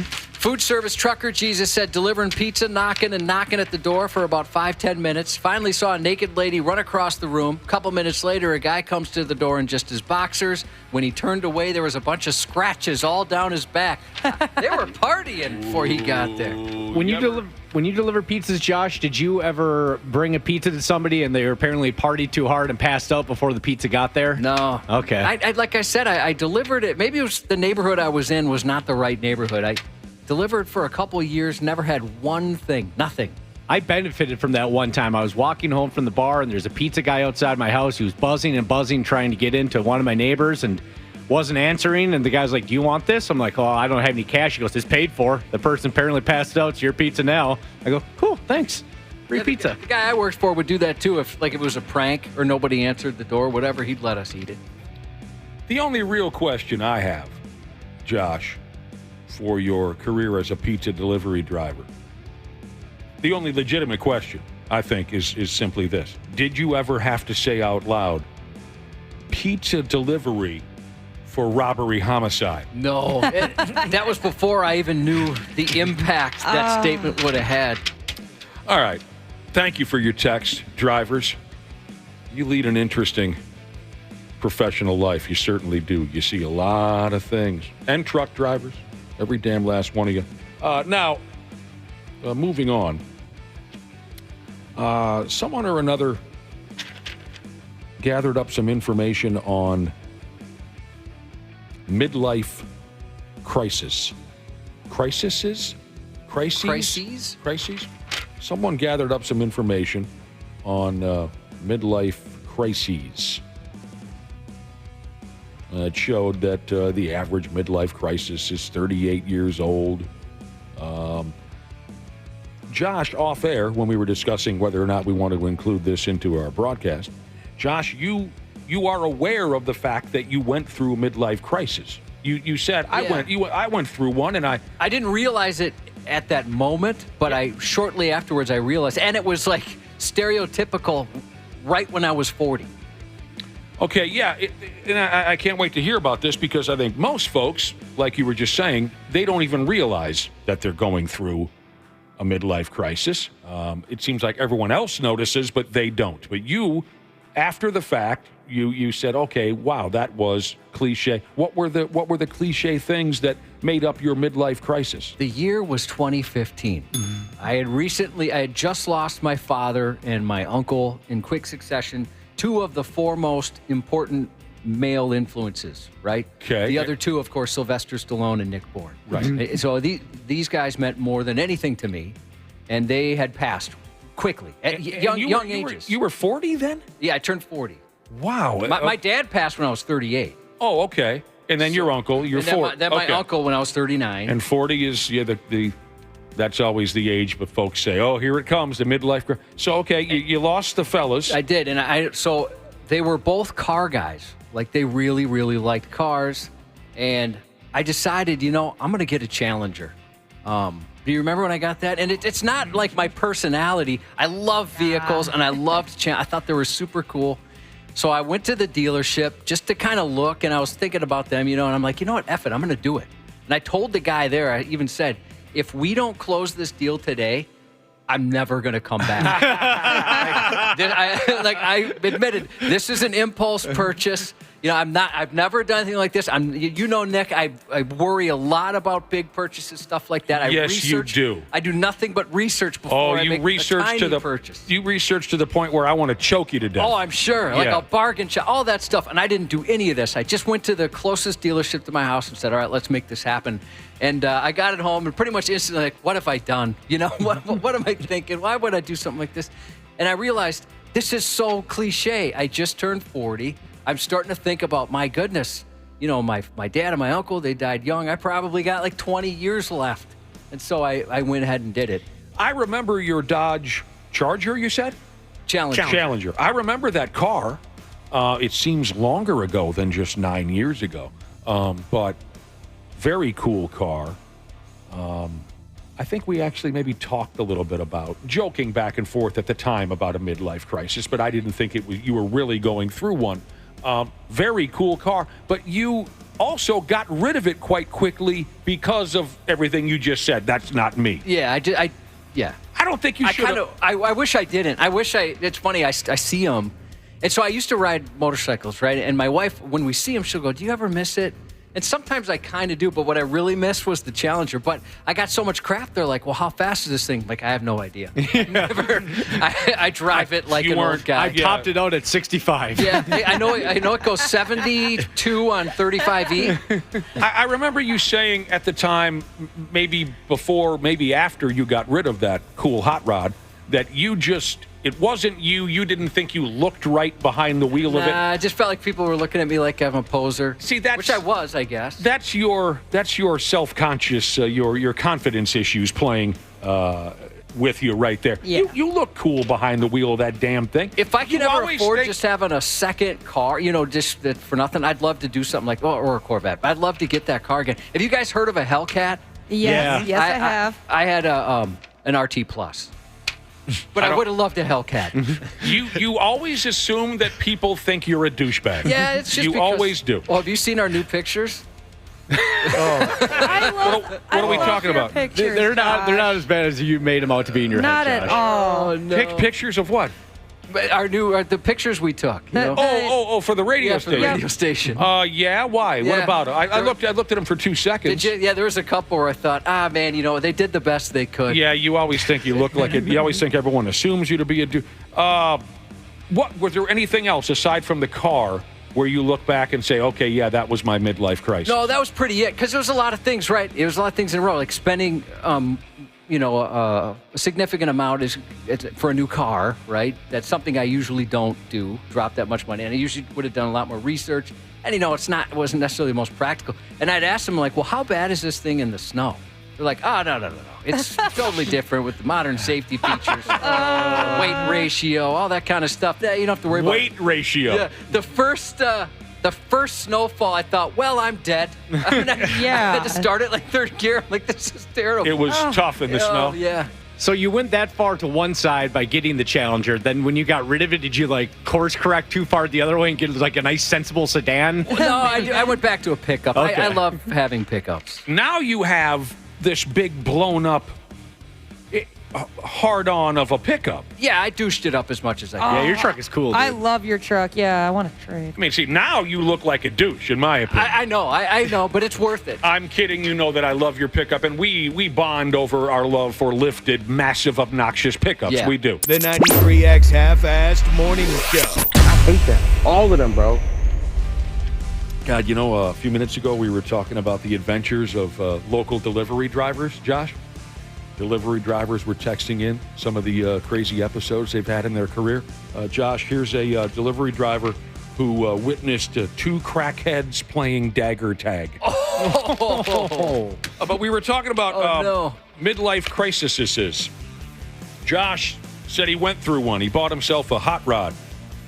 He bought some brand new clothes. I bet you bought some brand new clothes. No, when I was single, like right before, when I kind of had my couple of whore years before I met my wife, she tamed me. Now I'm a honest woman.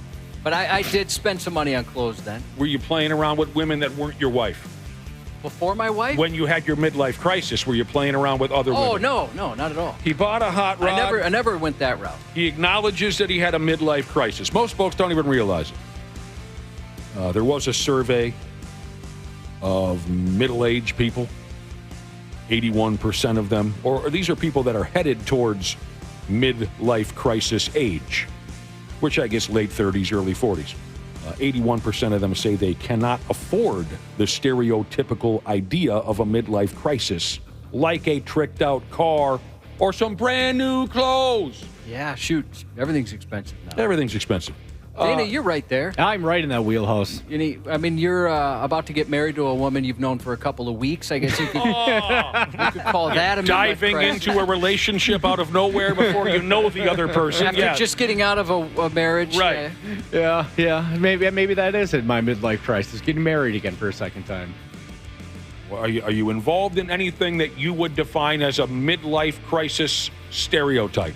Not that I can think of. A couple of my friends think the Buffalo Bills fascination was a midlife crisis. That happened a couple of years ago. Yeah. Well, you kind of have. You're one of these guys, and this, boy, the way I set that up made it sound like I was going to be disparaging, and I don't mean it that way. I enjoy your living vicariously through you because you're very passionate and you have a lot of hobbies and you go all in. I do. I don't know if it's midlife crisis related, but I can say that it is silly and very annoying. Yeah, so that's what I was going to say. Like, if you went through a midlife crisis, I don't know if anybody would know because you go for that kind of stuff, whatever it is. I mean, you'll spend a lot of money on video games or Legos or that kind of stuff. Yeah, maybe my entire life is just one big midlife crisis. Could be. Here's a couple of folks who have texted in. One says, I bought my dream Jeep as a midlife crisis car. It's a 2-door Jeep. It seats 4 people. I have 5 kids. That makes no practical sense. Sounds cool, though. You know, it's funny and I'd love to hear more from that person because, like when I got my Challenger, I made, so I got some crap from some friends, like, hey, great family car, dude. And, that was my only car. And so, but I would say, oh, you got to see the trunk. So it's different than a Mustang because check out the trunk. You can fit groceries in here. And so I was trying to justify why I chose that over something trying to else. sell it as a more practical vehicle. Now, this individual is a little older, but I'm going to throw it into the mix anyway because I like the way the message ends. A listener says, it wasn't a midlife crisis, but my dad, who was in his 60s, he called my mom one day and said he bought a truck and a 5th wheel, and now they've sold their house and full-time camp now. Okay, a little older than midlife, but like I said, I like the way the message ends. This listener, this is Spaceship Superstar Jesus, said, you should get Nazareth to play Josh's keg party. Oh, sure. Love hurt. It does.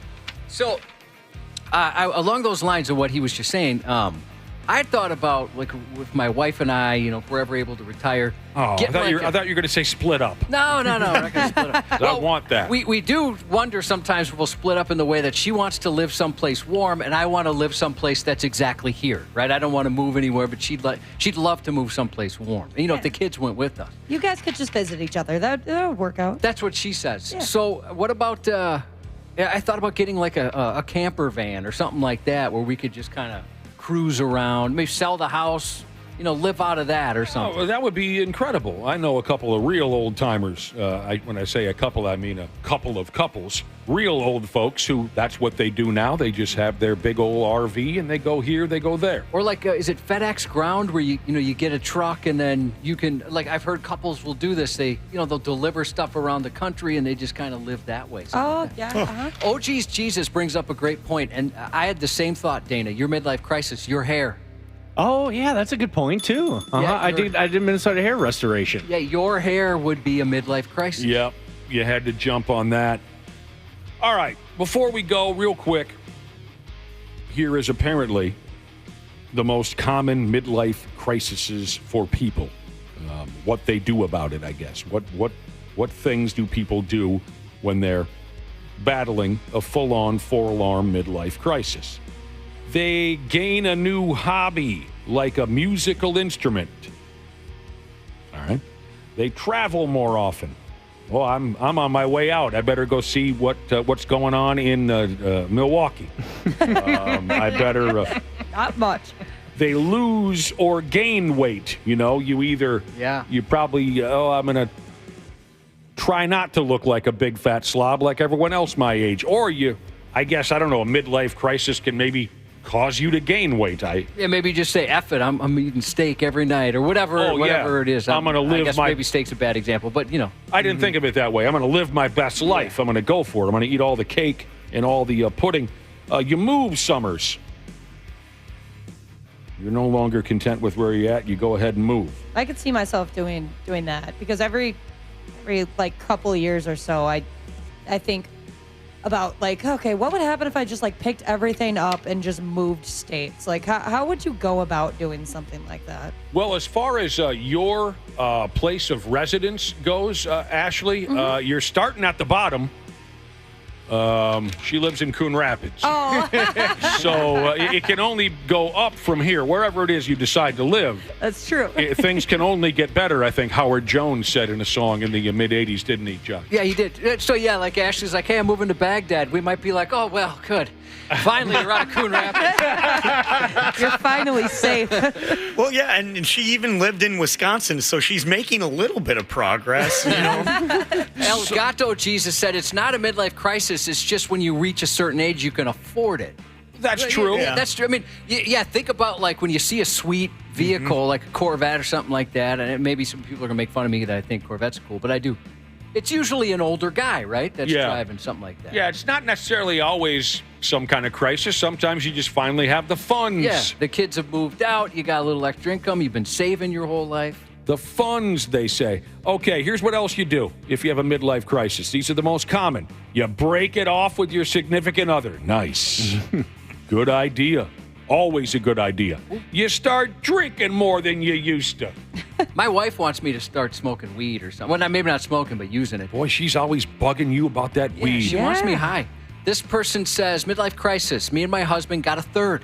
We're in a wonderful relationship with a beautiful woman after 20 years of a closed marriage. Wow. Well. I like that hot stuff there. I do.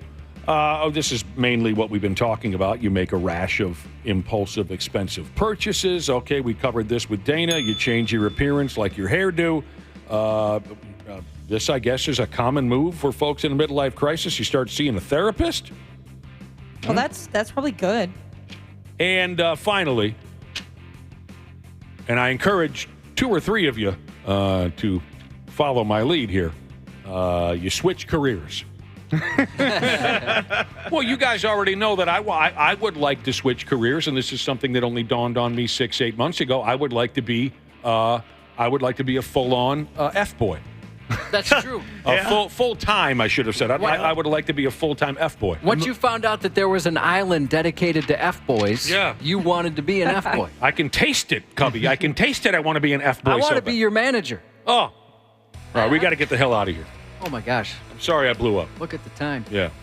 But the subtext is he thinks you guys would be better qualified for a different career. Yeah, we're working on the applications. Please. State and U.S. flags are flying half-staff. All state buildings till sunset to honor officers who died or became disabled in the line of duty. Today is Peace Officer Memorial Day, something to keep in mind. A service will be held at the state capitol to honor fallen officers starting at 7 o'clock. At the same time, officers from across the country will be honored in Washington, D.C., including the Burnsville officers killed earlier this year. Those ceremonies are part of National Police Week.